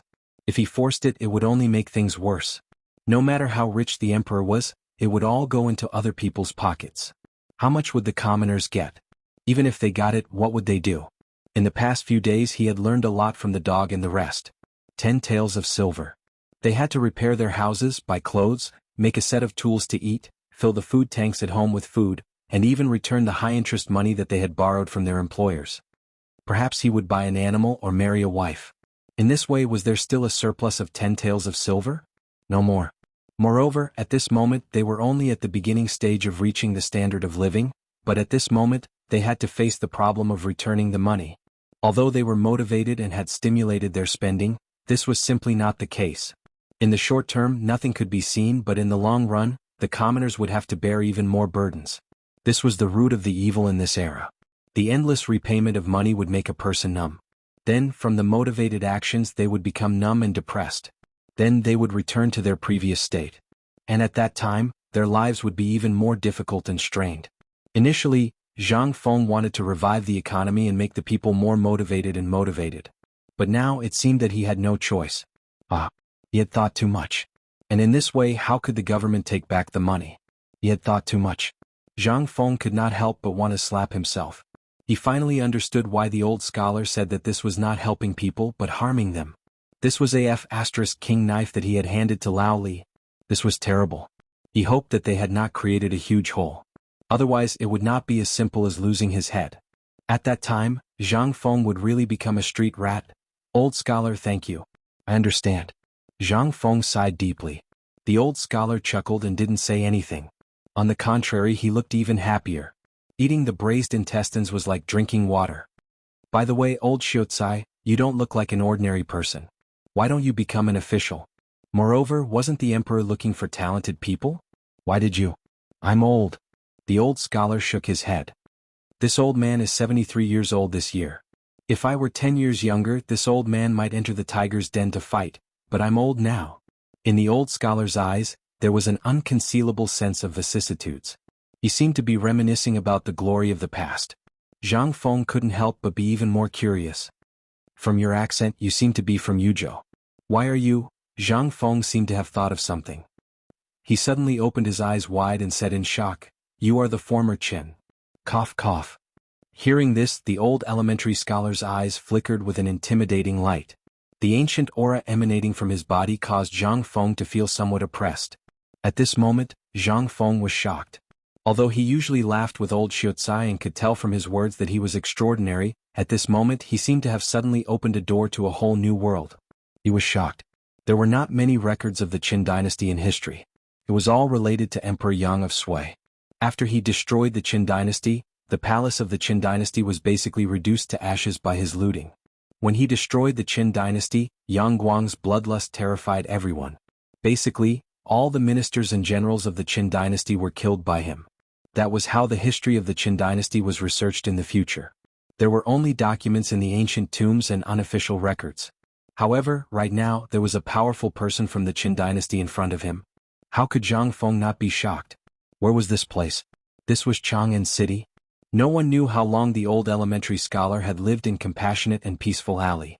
Although the courtyard was big, it had basically collapsed. If not for the money and effort of the neighbors, he would have been fighting with beggars to live in a rundown temple. However, such a person was actually a member of the former Qin dynasty. Zhang Feng was 100% sure that this guy's status in the former Qin dynasty was not low. Otherwise, how could he be basking in the sun so comfortably in Chang'an City? He would have been sent to the quarry a long time ago. Seeing that Zhang Feng was silent, the old elementary scholar smiled faintly. What? Are you afraid of getting to know me, a remnant of the former Qin dynasty? Are you thinking about how to cut ties with me? T. Zhang Feng could not help but roll his eyes. You're the old elementary scholar who writes letters, couplets, and palmistry. What do you mean by the former Qin dynasty? You're also a genius. The old elementary scholar laughed. But everything was in his words. That's enough. Drink your wine. I'll smash all the wine tomorrow. Whoever wants to drink will have to pay. Boys, eat to your heart's content today. Lao Tzu will collect money tomorrow. Chapter 199.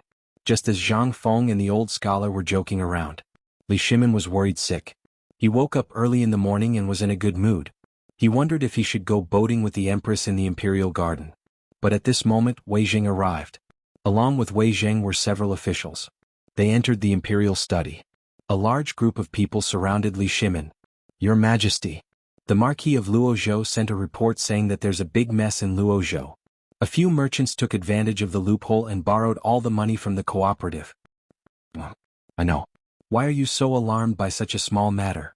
No. They took advantage of the loophole and said that they would only return the money after a year. They even lent out 5 million taels of tax. Li Shimin, who was drinking tea, suddenly spat it out. He stared at the people from the Ministry of Revenue in horror and asked with a trembling voice, "How much, how much?" 5 million taels.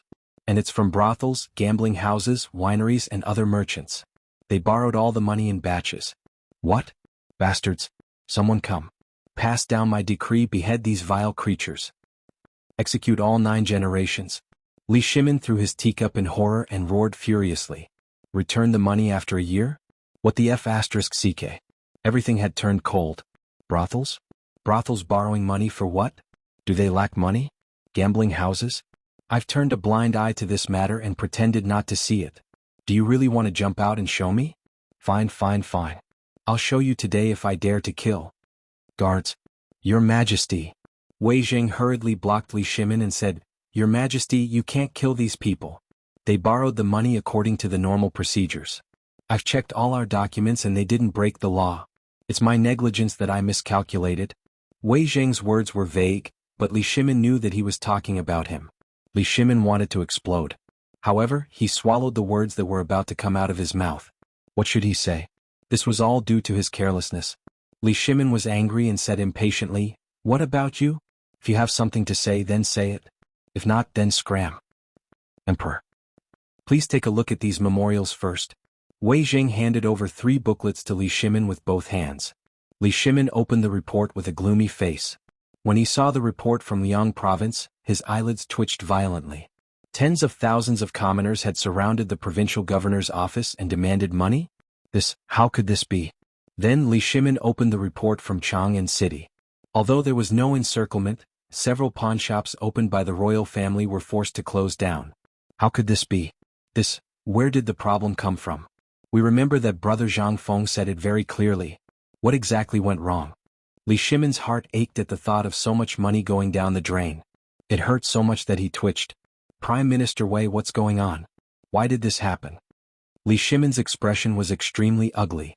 Now in the imperial study no one dared to breathe loudly, but they didn't go out either. They just refused to leave. It was as if they would squat here for the rest of their lives if they didn't give an explanation. This made Li Shimin even more embarrassed. You said to kick them out. They weren't wrong in this matter. Li Shimin couldn't help but point the finger at Wei Zheng. Right. It was all Wei Zheng's fault. He didn't do a good job. Wei Zheng seemed to have sensed Li Shimin's intention. His eyelids twitched violently and he hurriedly said, Your Majesty, Lord Zhang's son and I have discussed this matter carefully. No one is wrong in this matter. So you mean that I was wrong? Li Shimin was unhappy. Wei Zheng, if you don't give us a satisfactory answer today, we will exterminate your entire family. All of you leave us. We will discuss this matter with Prime Minister Wei once we have reached a conclusion. Also, immediately send word to the various regions to put this matter on hold. Yes. Once everyone had left, Li Shimin asked, How did this matter end up like this? I'm not sure, but I've read through our documents carefully. There's nothing wrong with them. Your Majesty, you've seen it too. From Marquis Ho's point of view, he thinks that there's a problem at the root. Oh? What does Ho Junji mean? Li Shimin's eyes widened. Marquis Ho said that we forgot one thing from the beginning, and that is the restrictions on the household registration of the people, and there are no rules on who can borrow and who can't. Furthermore, there are no clear rules on the arbitrary nature of repayment, so this old subject carefully studied the documents and discovered a flaw. It was written on the last page of the document.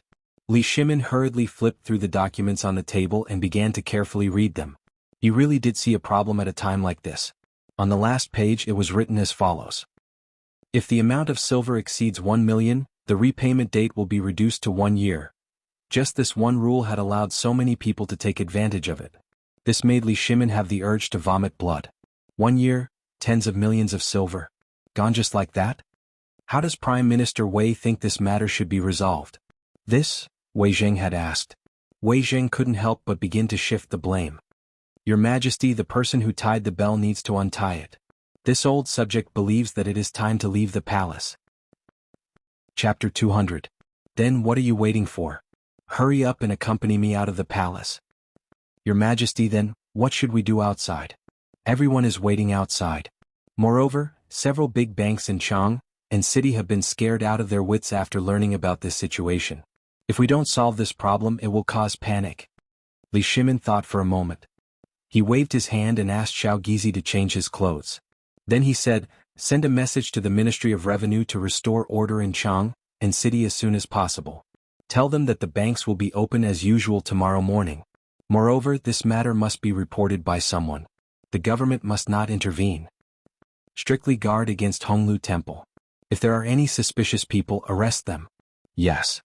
After that, Wei Zheng hurried out to settle the matter outside. Li Shimin, Xiao Gizi, and Wei Shuyu, who had been waiting outside for a long time, hurried into the depths of the harem. After dealing with the matter at hand, Wei Zheng hurried to Li Shimin's place to meet Li Shimin. Then he hurried to Zhang Feng's tavern. But now, Zhang Feng was very worried. He seemed to have gone too far with the words he said to scare the children. However, he could not spoil them like this. At this time he was squatting at the door thinking about how to deal with this group of children. He was bored, so he sent the children to inquire about the situation in Chang and city for him. Before, he had felt that Chang and city was full of hidden dragons and crouching tigers. The streets were full of beards, and there were even Tubo people who smelled of rank meat. Now he actually saw a kind old scholar who was always smiling in his tavern. At the thought of the old scholar, Zhang Feng rolled his eyes and cursed in his heart. What time was it? It was the Jingguan period of the Tang Dynasty. Who the F***ck cares about your previous identity? Moreover, if Chang and city wanted to investigate you, they would have found out long ago. Do you think that if you don't say anything, the people from the Ministry of Justice and the Ministry of Revenue won't dig into your background? Was there a need to be so secretive? Isn't he just a descendant of a great Confucian scholar from the former Qin? Do you think that the imperial court doesn't know about such a trivial matter? Are they stupid enough to let an old man like you wander around blindly under their noses? Do you think they're stupid? Truly rotten wood cannot be carved. After cursing in his heart for a while, Zhang Feng's expression became serious again. The matter of the cooperative was a big deal. As for those kids, he didn't have a headache for the time being. He was just afraid that more and more of them would gather, and that would be troublesome. Fortunately, it seemed that the commoners were rather shy. Other than Go Zi and a few others, if anyone saw their children running to the tavern, they would break their family's legs. There was no other reason. He was just afraid that they wouldn't be able to repay this favor. The people of the Tang Dynasty, especially the people from Guangzhou, valued favors. If they took advantage of a little, they would keep it in their hearts for the rest of their lives. They would always think about when they could repay the favor so that they could stand up straighter. However, they wouldn't be able to repay Zhang Feng's favor. That was too much. That wasn't it. After the group of children and the old scholar left, Zhu Zi's father and old he, who Zhang Feng didn't allow to set up a stall, plunged into Qinling Mountain and tinkered with a big wild boar. This was a big deal. After dealing with the investigation of the officials and the taxes, the two of them carried 2 slices of pig hind leg meat and threw it into Zhang Feng's tavern without any explanation. At this time, the 2 slices of bloody hind leg meat were on the table in the tavern. Zhang Feng was so worried that he didn't know what to do. On such a hot day, you want to braise it and give it to Zhu Zi and the others? How could you give it to them? When he thought about it, he was thinking too far ahead. Zhang Feng sighed, got up and went into the tavern. He looked at the pork and rubbed his stomach. He couldn't help but have an idea. He took out his self-made barbecue rack and started to grill the meat in the tavern. Since he had nothing to do, he decided to fiddle with the food to calm himself down and think about what had happened recently. Just as Zhang Feng prepared the dogwood, pepper, and salt, and cut the meat into palm-sized slices, Li Shimin and Wei Zheng came in. As soon as they entered the tavern, their eyes lit up. Yo, looks like I came at the right time. Zhang Feng, who was grilling meat, was stunned when he heard the voice. He slowly raised his head and saw Li Shimin looking at him with a smile. Yo, old Li King thought you were in jail. Why are you here?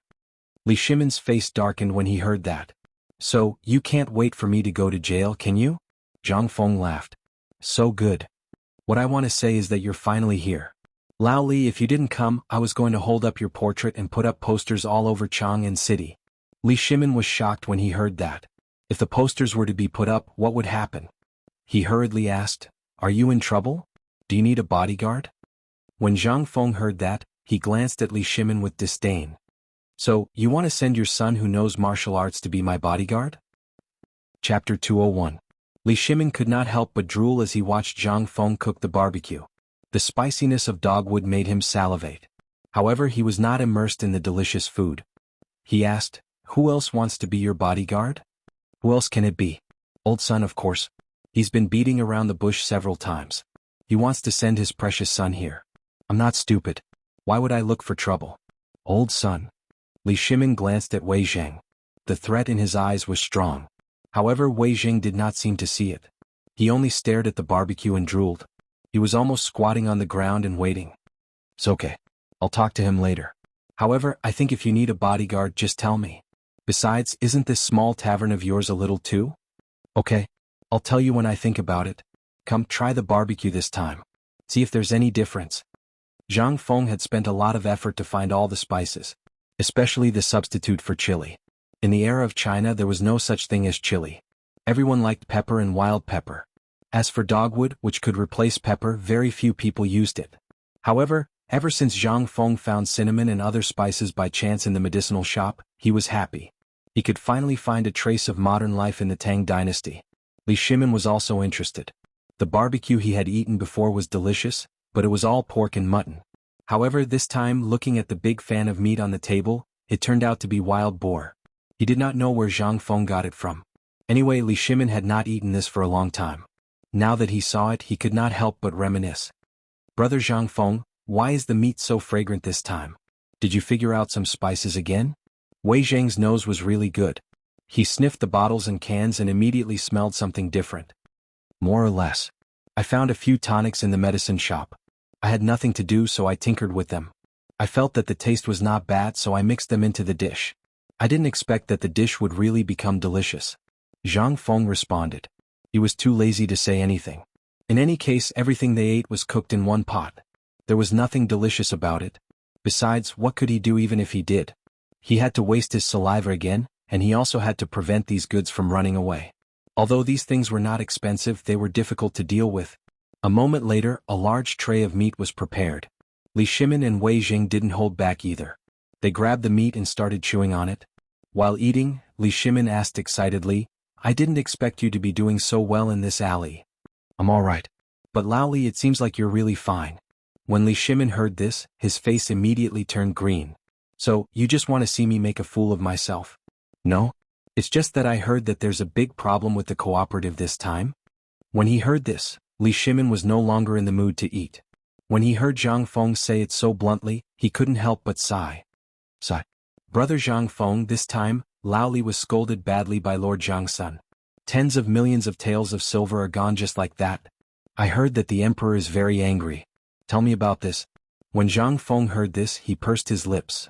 Now you know your mistake, right? I knew that you guys would make a mistake. After you came up with the plan, why didn't you ask more questions? I don't know if old son told you to use your brains more? Sigh. Now that I've offended the emperor, it's hard for me to become an official. Zhang Feng pretended to sigh. When Li Shimin heard this, his face turned red. What else could he say? He suddenly felt that he was floating. At that time, if he had thought about what Zhang Feng said about using his brains more, he wouldn't have ended up like this. Sigh. He was too hasty. Li Shimin sighed. Looking at the table full of roasted meat, he no longer had any appetite. He lowered his head and drank bowl after bowl of wine. Wei Zhang was the same at this time, but he didn't drink. Lao Li, you. Could it be that you're also involved in this matter? It was more than just being greedy. Li Shimin nodded heavily. Yes, I basically threw in all my spare money and so did they. Li Shimin pointed at Wei Zhang. Zhang Feng couldn't help but roll his eyes. You deserve it. Why don't you think that I don't know that you businessmen shouldn't borrow money recklessly? If you had thought more, you wouldn't have done the same as those Huang. Now the emperor's private bank has been forced to close, and the emperor is being laughed at. You can just wait to be beaten. When he heard this, Li Shimin's eyes twitched violently. He had forgotten that the Turks and Tubo people were causing trouble now. What should he do now? It wasn't easy to come up with a solution to deal with this crisis. If he ruined it just like that, wouldn't they laugh at him? Brother Zhang Feng, you're also involved in this matter. I invested a share in your name, so don't think that you're innocent. You have to think of a way. Hey! When Zhang Feng heard this, he instantly exploded. Good for you, Old Li. You really know how to use things on the spot. You've caused me so much trouble. Chapter 202. This was King Unbearable. Zhang Feng was going crazy in his heart. He knew that Lao Li and the others had good intentions. From the water wheel incident last time, he could see that they also wanted him to make more money and get in touch with that layer of relationship. But this time it was different. Li Shimin did not expect Zhang Feng to have such a big reaction. He hurriedly pressed him down on the chair and put his arm around his shoulder, saying, "Brother, good brother, don't worry, don't worry. I also know that with your talent, you will definitely enter the palace in the future. We have taken so many benefits from you and we feel guilty in our hearts. So we thought about letting you be in the limelight for the first time.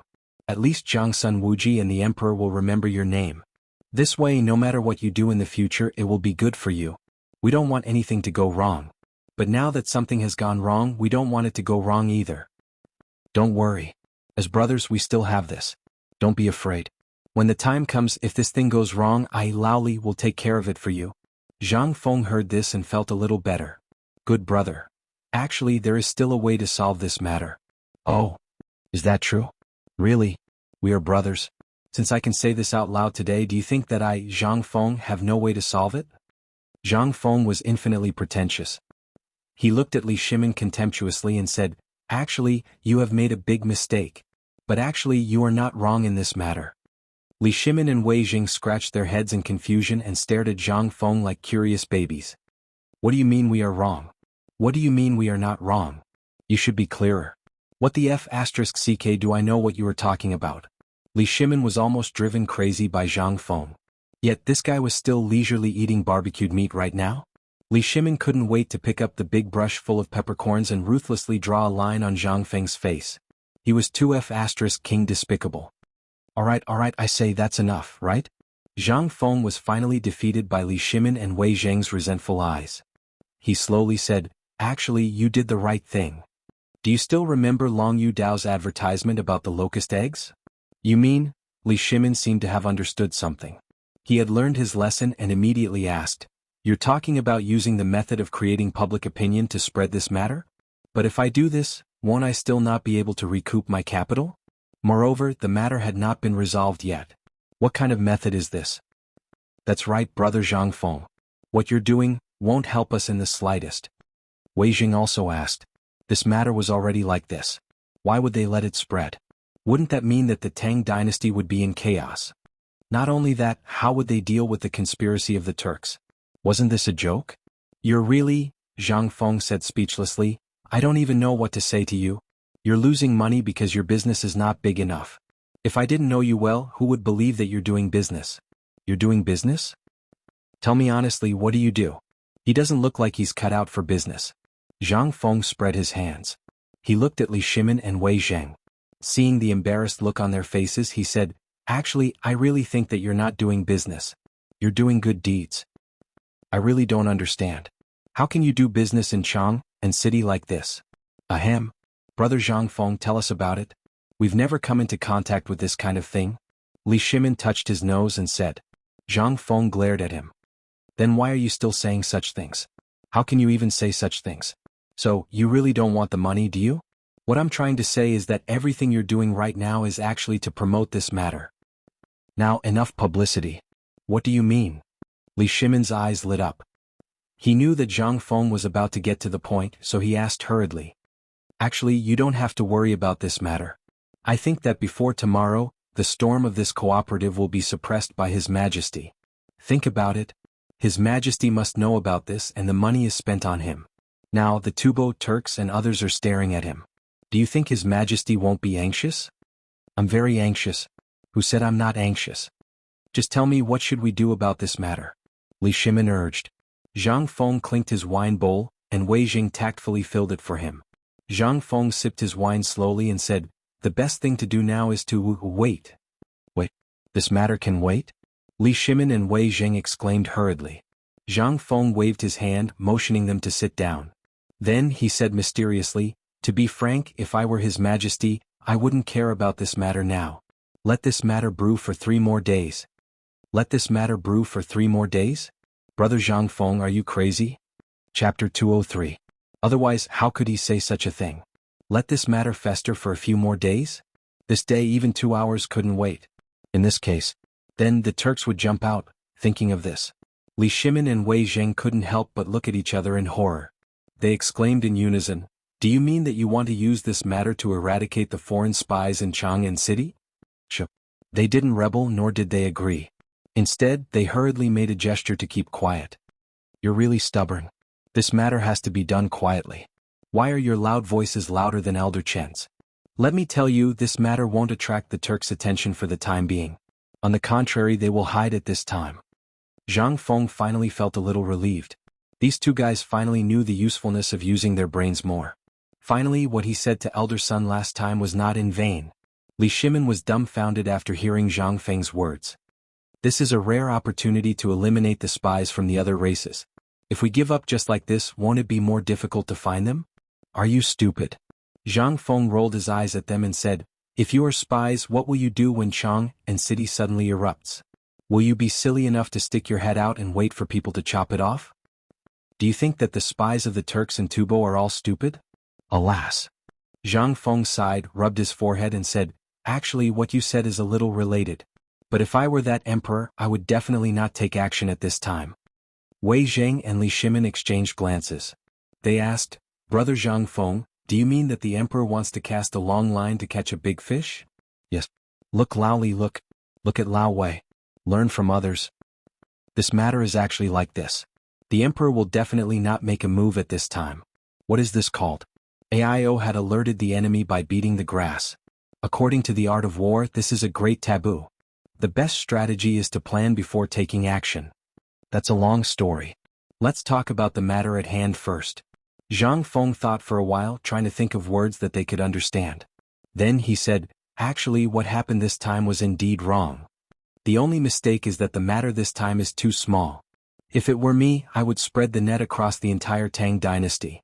Li Shimin curled his lips and muttered, what are you talking about? Just a few provinces have already spent an entire year's worth of taxes. If all of the Great Tang was like this, what would the Great Tang eat? What are you talking about?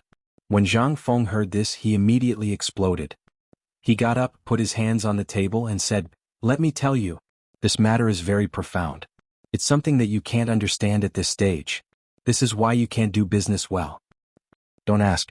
Asking is being stingy. Think about it. If you can't bear to part with the child, how can you trap the tiger? Right? To put it simply, he's not wrong in this matter.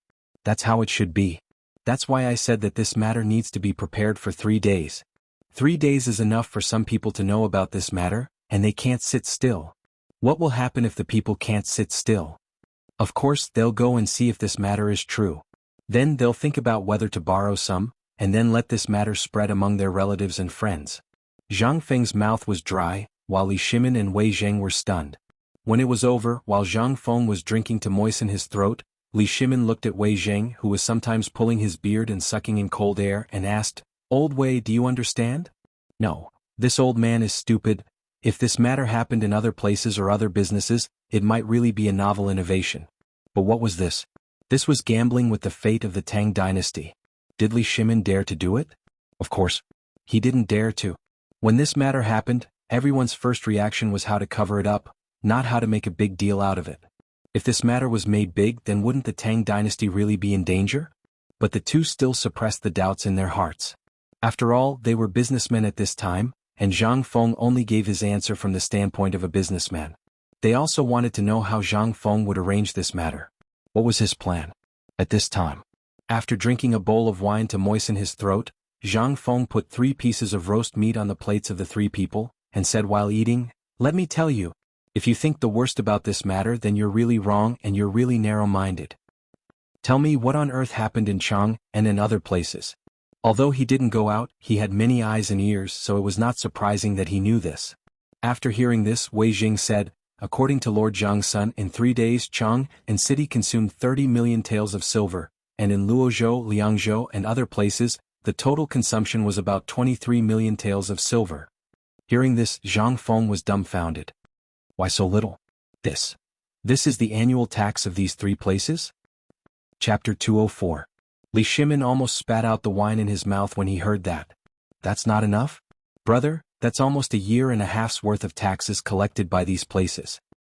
Just this alone has almost caused the economies of these places to collapse. Do you know what will happen if the money is leaked out? This will only cause economic chaos in the originally stable areas. Prices will skyrocket for a short period of time, but after that, prices will fall into a relatively weak phase. Wei Jing analyzed seriously.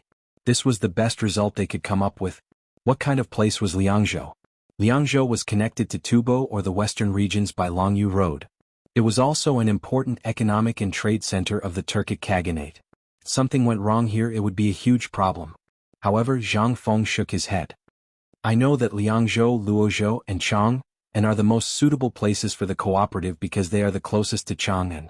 Moreover, they are the places where trade from the north, south, east, and west must pass through. That's why we have to do this. Besides, what kind of chaos will this cause in 3 days? Perhaps the emperor has already come up with a countermeasure. However, since your industrial center is in Longyu, I'll use Liangzhou as an example. Zhang Feng could not stand the look in Li Shimin's eyes. How much of the millions of taels of silver in Liangzhou have been distributed? Did Zhang Sun Wuji tell you? Well, old Wei tell me. When Li Shimin heard that, he nudged Wei Zheng, who was playing dumb. After all, Wei Zheng was Wei Zheng's cousin. After all, he would only know more than him, the emperor. Wei Zheng had no choice but to bite the bullet and say, Liangzhou distributed about 80 million taels of silver. About 6 million taels of silver went to brothels, gambling houses, restaurants, and other places. The common people and small businesses shared the last 2 million. So little? Liangzhou's taxes are so little? I thought Liangzhou could share at least 10 million taels of silver. Zhang Feng was very surprised. As the starting point of the Silk Road, the prosperity here basically supported 1/3 of the economy of the Tang Dynasty. But how could it be so little? Cough cough. Brother Zhang Feng, this is not bad. Do you know how many people there are in Luozhou? Even old Duke Hojunji was only able to take out 6 million after exhausting everything he had. Liangzhou took out 8 million, so it should have been able to hold on. Then how long can Luozhou last? Zhang Feng asked. 1 month at most. Hearing this, Zhang Feng slapped his thigh. Enough. If it's me then, stop talking nonsense. Let's get down to business. We're in a hurry. Li Shimin was so anxious that he wanted to strangle Zhang Feng to death. As for this guy, it was as if he hadn't said anything at all. How could this not make Li Shimin roar in his heart? I want to strangle you. Cough cough. Fine. Seeing Li Shimin so anxious that his eyes had turned red, Zhang Feng couldn't help but feel puzzled. What's this guy so anxious about? Even the emperor isn't anxious, so what's a small merchant like you getting anxious about? Your little business in Longyu province is probably only as big as a butt, right? Zhang Feng seriously suspected that this guy might have revealed everything. Otherwise, why would he be so anxious? Fine. Since Lao Li can't wait, then let's talk about the benefits of this matter. First, let's see why I'm saying this. All of you can put your hearts into your stomachs. Since I'm saying this, it's clear that the hermit has a brilliant plan to solve this matter. First, of the 8 million taels of silver in Liangzhou, more than half of it went into the pockets of the brothels, right? If you old Li were the emperor, what would you do for us? If it were me, I would get the silver back. Li Shimin seriously thought for a moment before replying. Wrong. If that's the case, wouldn't you be breaking your promise to the world? Then what should I do? I can't just let them take advantage of me like this, right? They didn't take advantage of me for nothing? Zhang Feng scratched his head and said, who said that they took the money for nothing? Do you think it's that easy to take the money from the government? Then what do you think we should do? Li Shimin spread his hands. He didn't care anymore. Zhang Feng heard this and shrugged. It's easy to take the money, but he has to spend it. Think about it, if you get so much silver for nothing, do you have to pay taxes? If you get so much money for nothing, do you have to spend it? Do you have to renovate the brothels? Do you have to recruit Huji? Do you have to get in touch with the government again? Tell me, when did Zhang Sun Wuji decide to return the money? Zhang Feng asked. Wei Zheng hurriedly said, 1 year later, I'll pay you back in 10 years. What? Which idiot decided on this? Was it the Ministry of Works? Or someone else? That's AF * King idiot. When Wei Zheng heard this, he stole a glance at Li Shimin, whose face was alternating between red and green. He hurriedly looked down at his nose and said nothing. Li Shimin clenched his fists so tightly that his knuckles cracked. I have something to say, but I don't know if I should say it. I want to strangle you. Chapter 205. Li Shimin wanted to point at his own nose, grab Zhang Feng's collar and say, this idiot is me. But after thinking for a while, he still wanted to be thick-skinned. If he told others about this, he would probably be laughed at for the rest of his life. Fine. You're awesome. You're showing off. After you enter the palace, I'll play you to death. Brother. Ahem. Brother Zhang Feng, you're too much. Wei Zheng coughed and then continued, don't talk about it. Be careful of your head. Yo. Now you know that your head is more important. Zhang Feng looked at Wei Zheng with some curiosity. Why did you always like to inquire about it before? Now, okay, I'll talk about this loophole. Is there any way to make up for it? Li Shimin asked hurriedly. No. Zhang Feng shook his head. Li Shimin was disappointed. He said that he was awesome. Was there no way? But at this time Zhang Feng said in a low voice, although I don't know who made up this loophole, but this matter, although it seems a little strange, he did do a good thing. Hearing this, Li Shimin's eyes suddenly lit up. Wasn't he talking about him? This time, it seems that all the money has flowed into the pockets of those merchants, and it's from places like gambling houses. But think about it, they will return it sooner or later. Oh. Will he be able to take out these things from the gambling house and bank after accepting the money? Li Shimin was puzzled. If you said that it was a brothel, there was a slight possibility. But how could he return the money from the gambling houses? Zhang Feng smiled mysteriously. Don't worry. I said that it was a brothel. Let's talk about the details. They accepted the money and they even signed it. That's right. Although they took advantage of the loophole, we also have countermeasures, right? This money is the emperor's. Even if it has flowed into the pockets of these people, it is still the emperor's. Li Shimin agreed with this point. Zhang Feng said again, this money? If he didn't, he would just be a piece of trash. Since he took it, let him take it. How are we going to take it back now? We'll have to do some research. Zhang Feng pondered for a while. If this matter was in modern times, then it would be better to handle it properly. However, this was ancient times and it was the Tang Dynasty, the most prosperous era of feudalism. This was a bit of a strenuous task. Zhang Feng pondered for a long time and said just as Li Shimin was about to explode. How about this? If I were that person, I would treat it as a gift. But this gift has to be carefully chosen.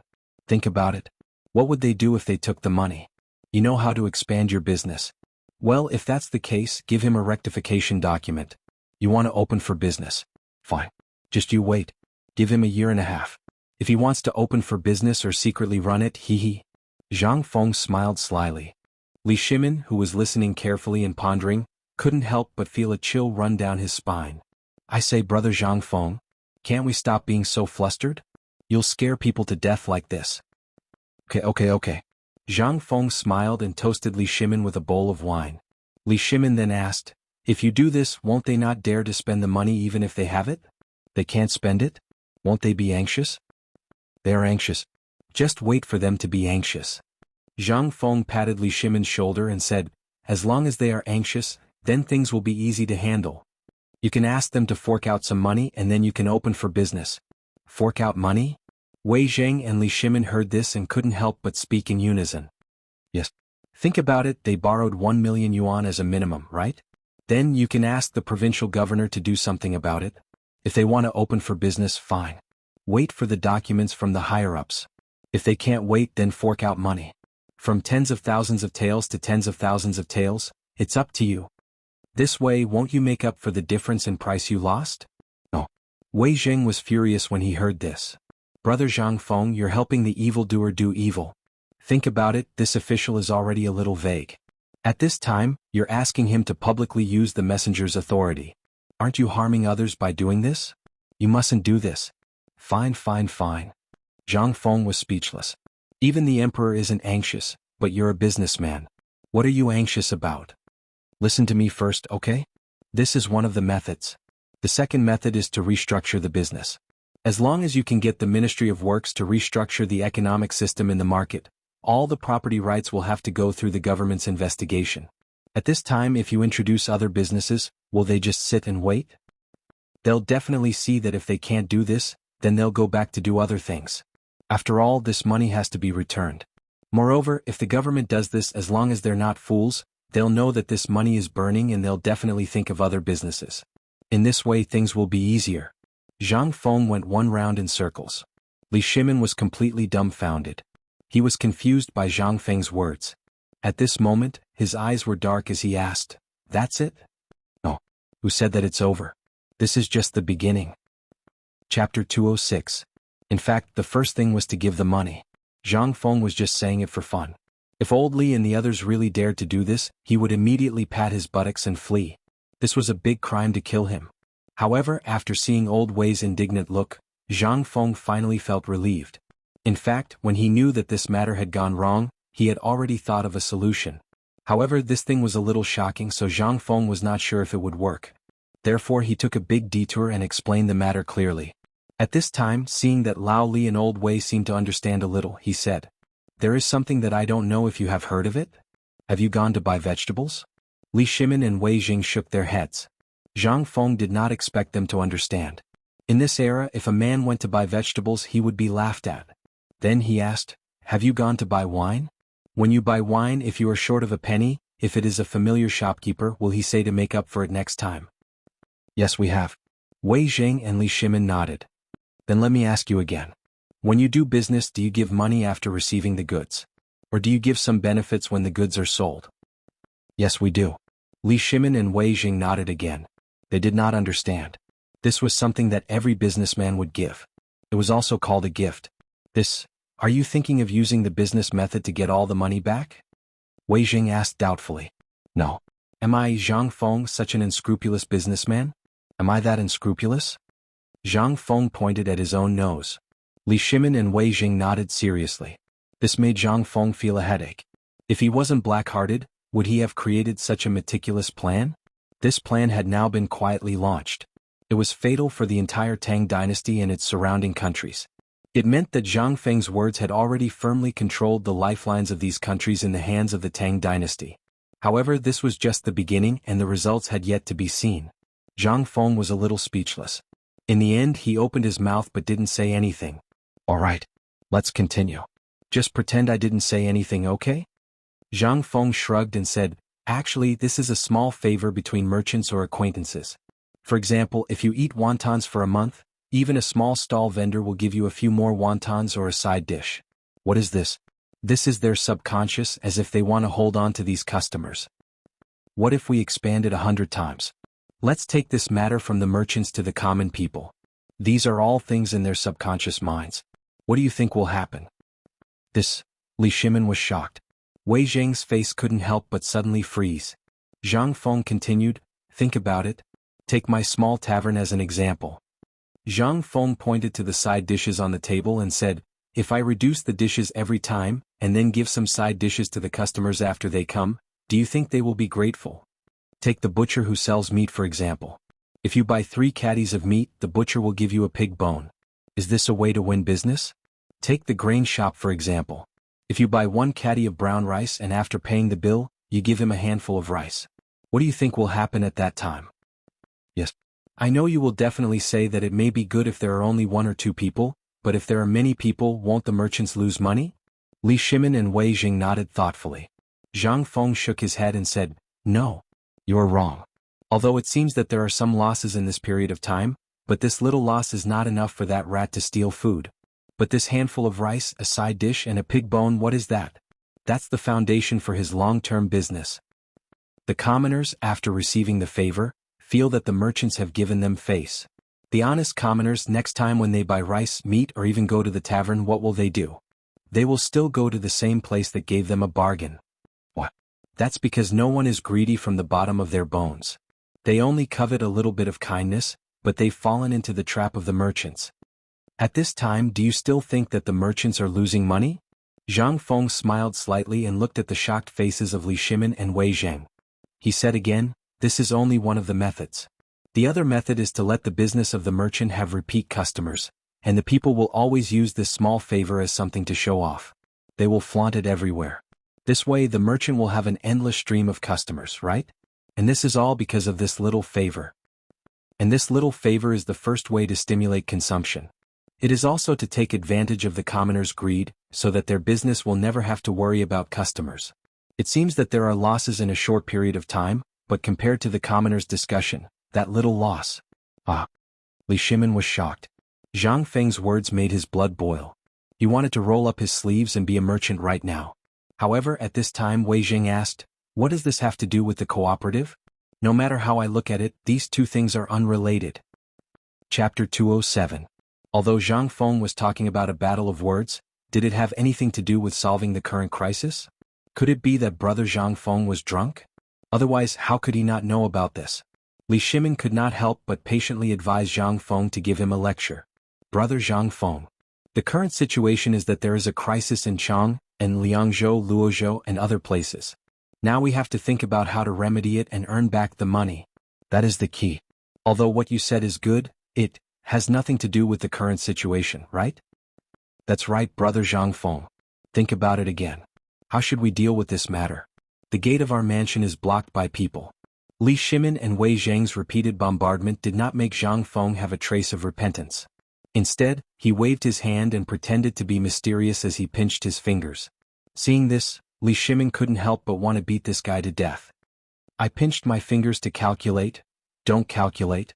Say it. Li Shimin urged. Zhang Feng closed his eyes slightly and looked solemn as if he was really pinching his fingers to check. This made Li Shimin's head spin. Why was this guy so similar to that old faker Yuan Tiangang? But this guy was deliberately mystifying things. I pinched my fingers to calculate. This matter is still related. Is it related? It has nothing to do with it. I think it has nothing to do with it at all. Li Shimin roared. Yes, it does. Think about it. What was the cause of this incident?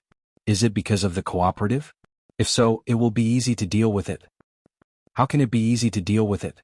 Wei Jing signaled Li Shimin not to be anxious with his eyes. But even if his throat was hoarse, Li Shimin did not care about him. Instead, he was forced to drink several bowls of wine by Zhang Feng and dozed off at the table. Basically, only Li Shimin and Zhang Feng were sober at the table. Basically, Li Shimin did not drink much. How could he be in the mood to drink? Now he was almost worried to death. He could foresee the scene in the political announcement hall tomorrow morning. Zhang Feng didn't intend to tease him anymore. He said, everything happened at the same time. Think about it, if you borrowed millions of dollars from the government, and then the government asked you to close down for rectification, but didn't say when you would reopen, all your plans at this time would be put on hold, right? Li nodded. That's right. Then that's it. If you're burdened with so much money and you don't know what the government is planning to do, then at this time, if someone were to use the method I just mentioned to change their profession, or directly use the method I mentioned to do business, what do you think his voice would be like? Li Shimin said with a frown, if that's the case, some of the people have just received money and they will definitely buy it.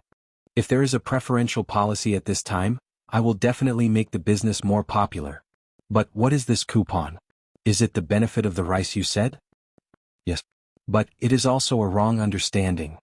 Zhang Feng smiled mysteriously. Looking at this, Li Shimin could not wait to pick up this kid and beat him up. Zhang Feng coughed and said, this coupon is equivalent to a kind of voucher issued by the government, similar to the previous banknotes. Starting from the government's bank, not only will it get rid of the current shortage of money, but it will also make the government's voice more popular. More importantly, you only gave out a piece of paper. Moreover, you didn't pay a single cent and all the money from before came back to life. This voucher. What the hell is this? Li Shimin was getting more and more confused by Zhang Feng's wild and imaginative narration. He hurriedly stopped him and asked him to explain properly. This kind of thing seemed like money falling from the sky. Zhang Feng slapped his head and only then did he remember that this was the Tang Dynasty. If the people here knew what a voucher was, then they must have seen a ghost or they must have met a time traveler. Alright. Let me tell you about this voucher. Actually, this thing is just like what I said before. It's similar to delivering rice or bones. For example, if I were a businessman and I urgently need to deal with a batch of things that are about to go moldy, or I need to attract business, what would I do? I would think of a way immediately. A way that would catch everyone's attention. For example, today you ate 3 jars of wine and 3 caddies of wild boar meat. In total, it's about 5 taels of silver. Everyone knows this account, right? However, if I give you something issued by the government when I take your 5 taels of silver, and ask you to bring this with you the next time you come for a meal, will you take it? Let me give you an example. If you are a butcher who sells meat and you have a voucher issued by the government, will you use it? Yes. Whoever doesn't use it is an idiot. And this money you only need to deduct it from his sales tax. This way the more he earns, the more tax you get. Not only that, but you will also attract more businessmen who want this voucher. You can charge me for this voucher. The premise is that no one meets the loan conditions. For example, a voucher worth 10 taels needs to be paid 5 taels, but you only issued a piece of paper. As for the rest, I won't say anything, right? When Zhang Feng finished speaking, Li Shimin opened his mouth wide and looked at Zhang Feng in a daze, his whole body trembling uncontrollably. Chapter 208. Li Shimin was completely dumbfounded.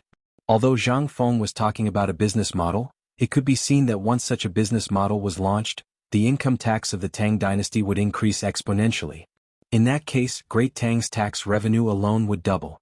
Not to mention, this fellow had directly stimulated the depressed economy of Great Tang.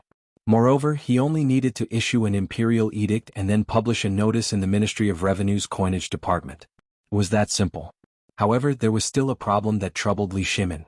That was, did the current cooperative still need to continue? Li Shimin couldn't help but ask again. Brother Zhang Feng, I understand what you're talking about. You're stimulating the entire economy of the Tang dynasty?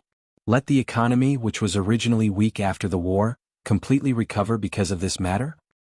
In that case, does this cooperative still need to continue? Do we still need to lend the money of the common people and merchants? Of course.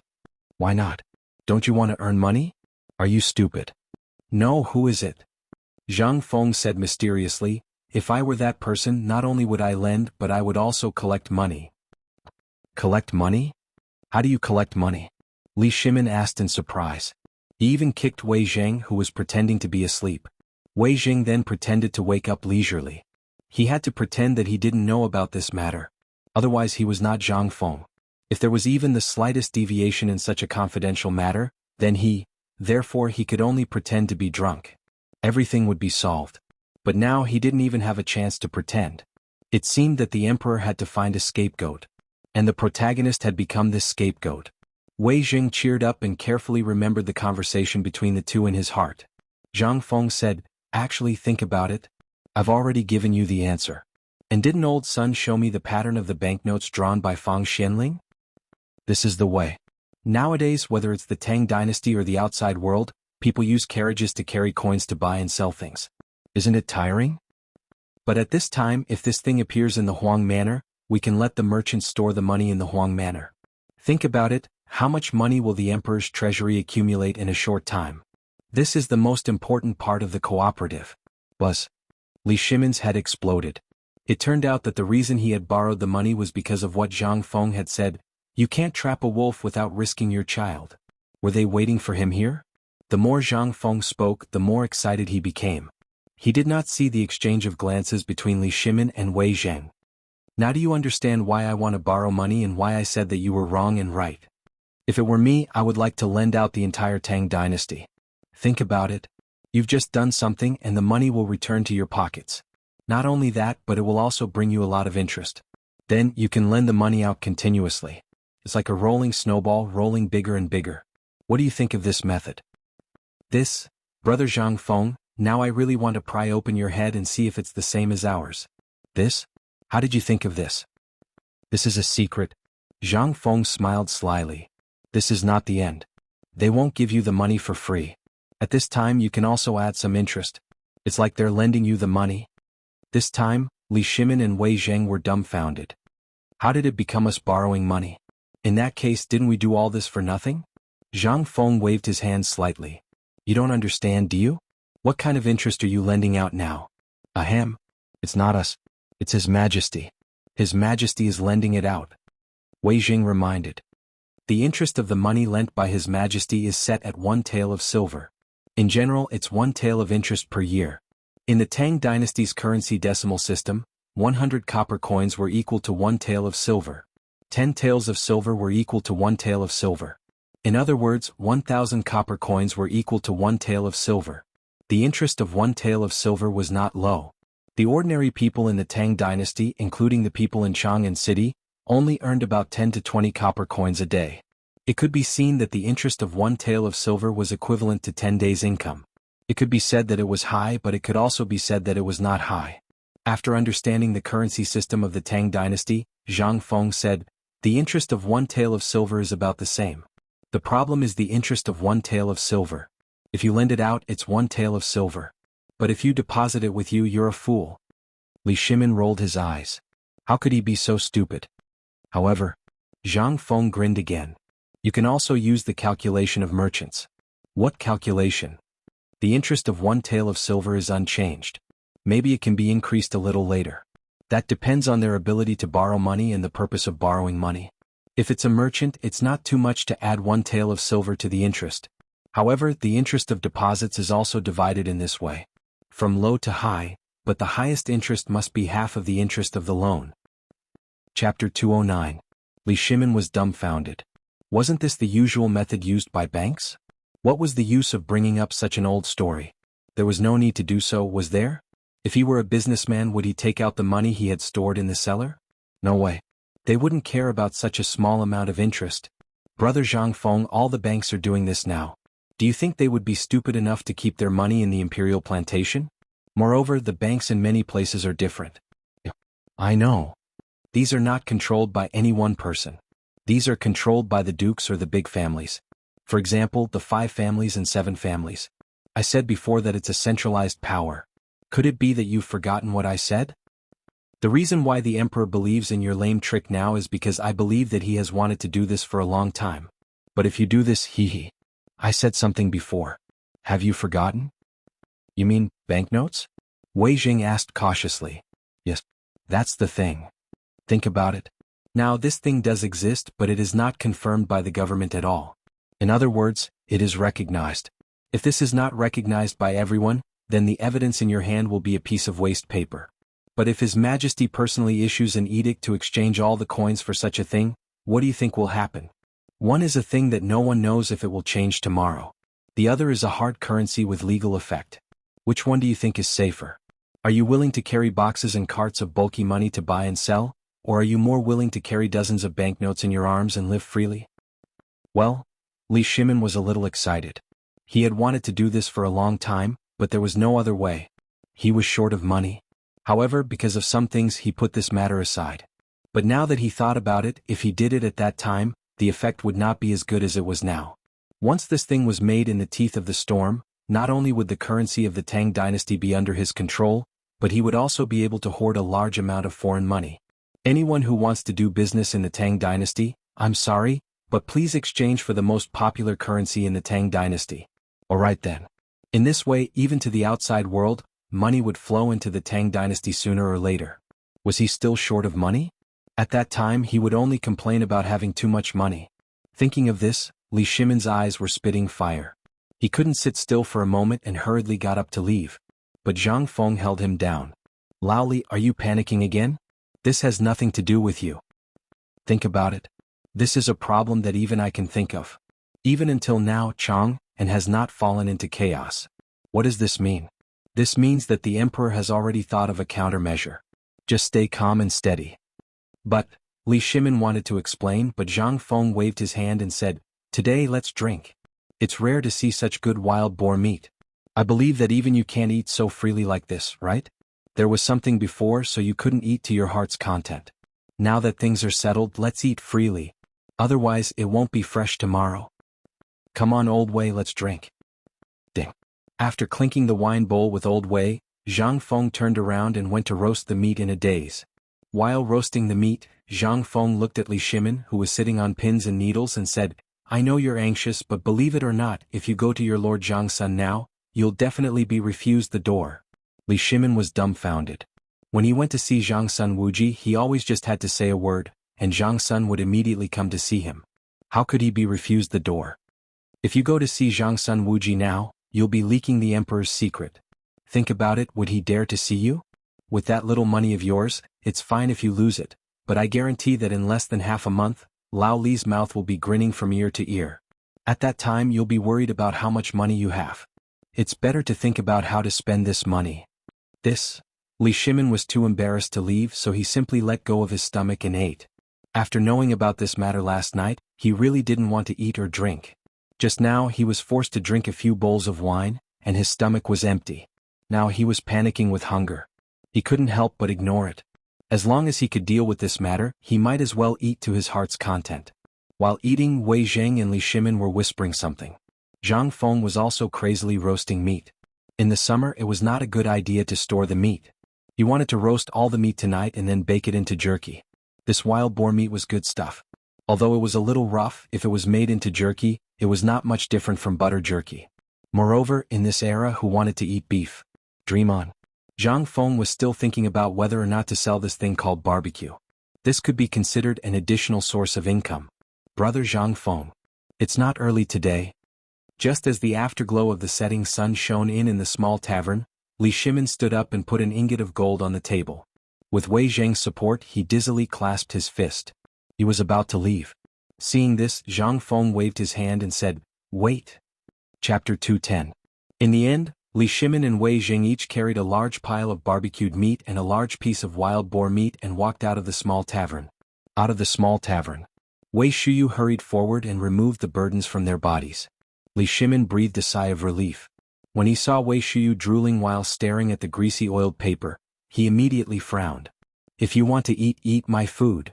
With the emperor's permission, Wei Shuyu hurriedly carried Wei Zheng's barbecued meat and hurried away, leaving behind a few imperial guards who were staring at Li Shimin with red eyes. "Prime Minister Wei, what do you think will happen if we do as Brother Zhang Feng said?" "Emperor Lao Li, I think it's feasible. After all, the current situation is no longer up to us. There's no other way. Moreover, as you can see, the situation in Chang and city is very complicated. Everyone is watching us, whether it's the imperial court or the foreign tribes. They are all eyeing us covetously, waiting for us to make a mistake. Alas! How could I not know? Brother Zhang Feng, Prime Minister Wei, do you really believe that there are immortals in this world?" Before getting into the sedan chair, Li Shimin looked at Wei Zheng and asked. His question hit Wei Zheng right on the spot. In this world, would there really be immortals? Hadn't the emperor always been strongly against this kind of thing? Why would he ask this question today? Could it be because of Zhang Feng? There are great sages in the marketplace. Wei Zheng glanced in the direction of the small tavern. In the afterglow of the setting sun, the small tavern had been rendered as mysterious as a palace.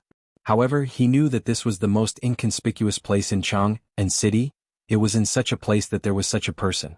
Even Wei Zheng couldn't find a thorn in his words. This was what Wei Zheng feared the most. It wasn't that Wei Zheng had to find something from Zhang Feng to feel comfortable. On the contrary, it was precisely because of this that Zhang Feng became so mysterious. While chatting and laughing, he had made all the foreign tribes that had been troubling everyone fall into the Tang dynasty's trap. Who else could do that? Only the legendary immortals could do that, right? Everything was under his control as he chatted and laughed. What kind of heroic spirit was this? Zhang Feng had yet to enter the palace or the imperial court, but his performance was already so outstanding. Wei Zheng couldn't help but feel a little worried.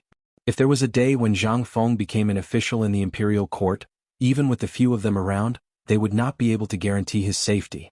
The imperial court was a place full of murderous intent. Zhang Feng's temper was so bad that he couldn't stand the slightest provocation. Was he really suitable for the imperial court with such a temper? But if he was not suitable for the imperial court, where would he go? If such a talent hid in the mountains and returned to the mortal world because of this, the Tang dynasty would suffer a great loss. Alas! It seems that Brother Zhang Feng has made the right choice. But when will His Majesty let him enter the imperial court? Wei Zheng sighed. In the end, he followed the sedan chair and entered the depths of the palace again. Taiji Palace, Imperial Study. After a brief discussion with Fang Xianling and the others, Li Shimin entered the bedchamber with the help of Xiao Gizi and the others. At this time it was already 9 o'clock in the morning, but Zhang Sun Wugo was still embroidering the upper of a pair of shoes meticulously, needle by needle. It seemed that this was a pair of men's shoes. The bright yellow shoes were embroidered with 2 rusted dragons playing with a pearl. A top-grade pearl was cleverly wrapped in the dense needle and thread, as if a real dragon had come back to life. Li Shimin quietly dismissed all the palace maids and eunuchs, and personally put the barbecued meat wrapped in oil paper on the table. Then he took out the fine wine Zhang Feng gave him and gently filled 2 glass cups. The aroma of the meat and the temptation of the fine wine finally woke up Zhang Sun Wugo, who was immersed in the needle and thread. Looking at Li Shimin and the delicious food on the table, she sighed slightly. It seems that second brother has gained a lot tonight. Have you solved this matter? Nothing can escape the eyes of Maid Guanyin. Li Shimin shook his head and patted the chair beside him with his right hand. Maid Guanyin, come and drink with me. Empress Zhang Sun smiled, put down the needle and thread, and walked to Li Shimin's side and sat down. Looking at the delicious food, she said, I really want to see what kind of young man this is. This barbecued meat, why does this concubine feel that it smells even more tempting than Hanyang Mohu? You will see. Sometimes I really want to get up and tell him that I am the emperor. But, second brother, are you still hesitating? Yes. Li Shimin nodded heavily. I don't know, second brother, you think too much. In fact, there is a famous saying in Buddhism, follow fate. You and Zhang Feng are coincidentally like this. In my opinion, everything should be left to fate. What do you think? Leave it to fate, Li Shimin muttered and then no longer spoke. He only ate the barbecued meat and drank the fine wine with Empress Zhang's son, and did not speak any more. When the gong of the night watchman sounded, Li Shimin sighed softly and hugged Zhang Sun Wugo's slender waist. May Guanyin go to sleep. Chapter 211. Dong, dong, dong. The morning bell that signaled the start of the morning court rang in the imperial city. It was also known as the imperial bell by the people of Chang'an. When the bell rang, the sky had just turned bright, which was equivalent to 5 to 6 o'clock in the morning in modern times. The bell also became the bell that signaled the merchants in Chang'an city to get up and open for business.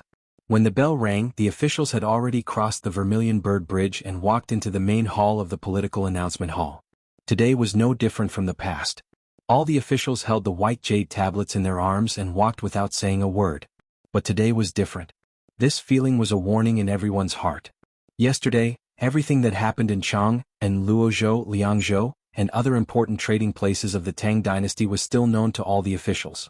And today's morning court was destined to be a difficult battle. At this time, Wei Zheng, Zhang Sun Wuji, Fang Xianling, Du Ruhui, and Qing Yaojin walked side by side in the front. But when they felt something strange behind them, they acted as if nothing had happened. Although Qing Yaojin was illiterate, his lifetime of military experience had made him see a clue from the patrolling imperial guards and the actions of the Jinwu guards. All the generals present knew this, but they all kept their heads down and didn't say a word. Qing Yaojin glanced at Zhang Sun Wuji and the others. Finally, he sighed, lowered his head silently, and followed the crowd to the 99 steps of the political announcement hall. It seemed that the emperor had made up his mind last night. Today's political announcement hall, Qing Yaojin could only silently mourn for the decadent diehards in his heart. Entering the political announcement hall, there were 18 big pillars in the hall with relief sculptures of coiling dragons on them. Oil lamps had already lit up the magnificent hall, but it looked a little dilapidated. Even the red sandalwood on the 9 steps to heaven stairs under the emperor's dragon throne was obviously damaged. There was no money. This was all because of money. Qing Yaojin glanced at the ministers who were staring at them with unfriendly expressions and snorted coldly in response. Not long after, when everyone was in position, Xiao Gizi's croaky voice rang out from behind the dragon throne at the entrance of the back hall. His Majesty has arrived. Officials kneel and welcome. Everyone fell to their knees in unison, hugging the white jade tablet and shouting, "Long live the Emperor!" Rise. Li Shimin clasped his hands behind his back. No one could tell if he was happy or angry. After he sat down on the dragon throne, an official stepped forward and announced, "Your Majesty, this subject has something to report." Li Shimin waved his hand. Approved. Your Majesty, there was a large-scale riot in Chang'an city yesterday, and there were even faint signs of people rioting. Under the feet of the Emperor, such a thing is a great crime of disrespect. This subject requests Your Majesty to investigate this matter thoroughly, give the people an explanation, and prove the dignity of the Tang Dynasty. Li Shimin waved his hand and said, "Then how do you think this matter should be dealt with? Who does the Ministry of Works think is behind this? Is it an outsider?" "No. Your Majesty, this subject has investigated this matter. It is not an outsider but a member of our court." Li Shimin calmly glanced at Zhang Sun Wuji, who was frowning, and said, "Tell me who is behind this and what is their purpose?" "Your Majesty."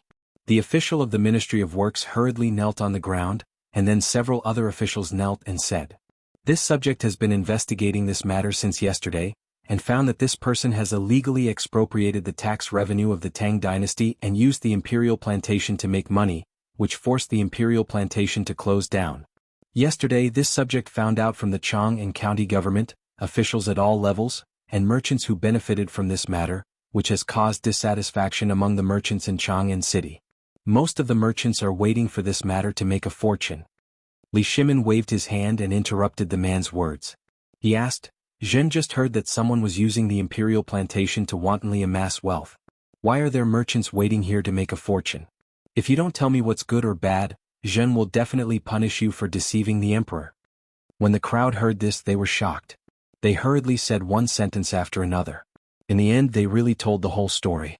It seemed that this group of people was really fast in the face of benefits. Usually when they were asked to investigate the tax revenue, they would delay it for a month or so. Unexpectedly, they were so concerned about this matter. Li Shimin smiled slightly. No one knew what he was planning to do.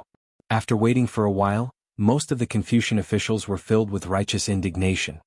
Your Majesty, this person's intention is to be punished.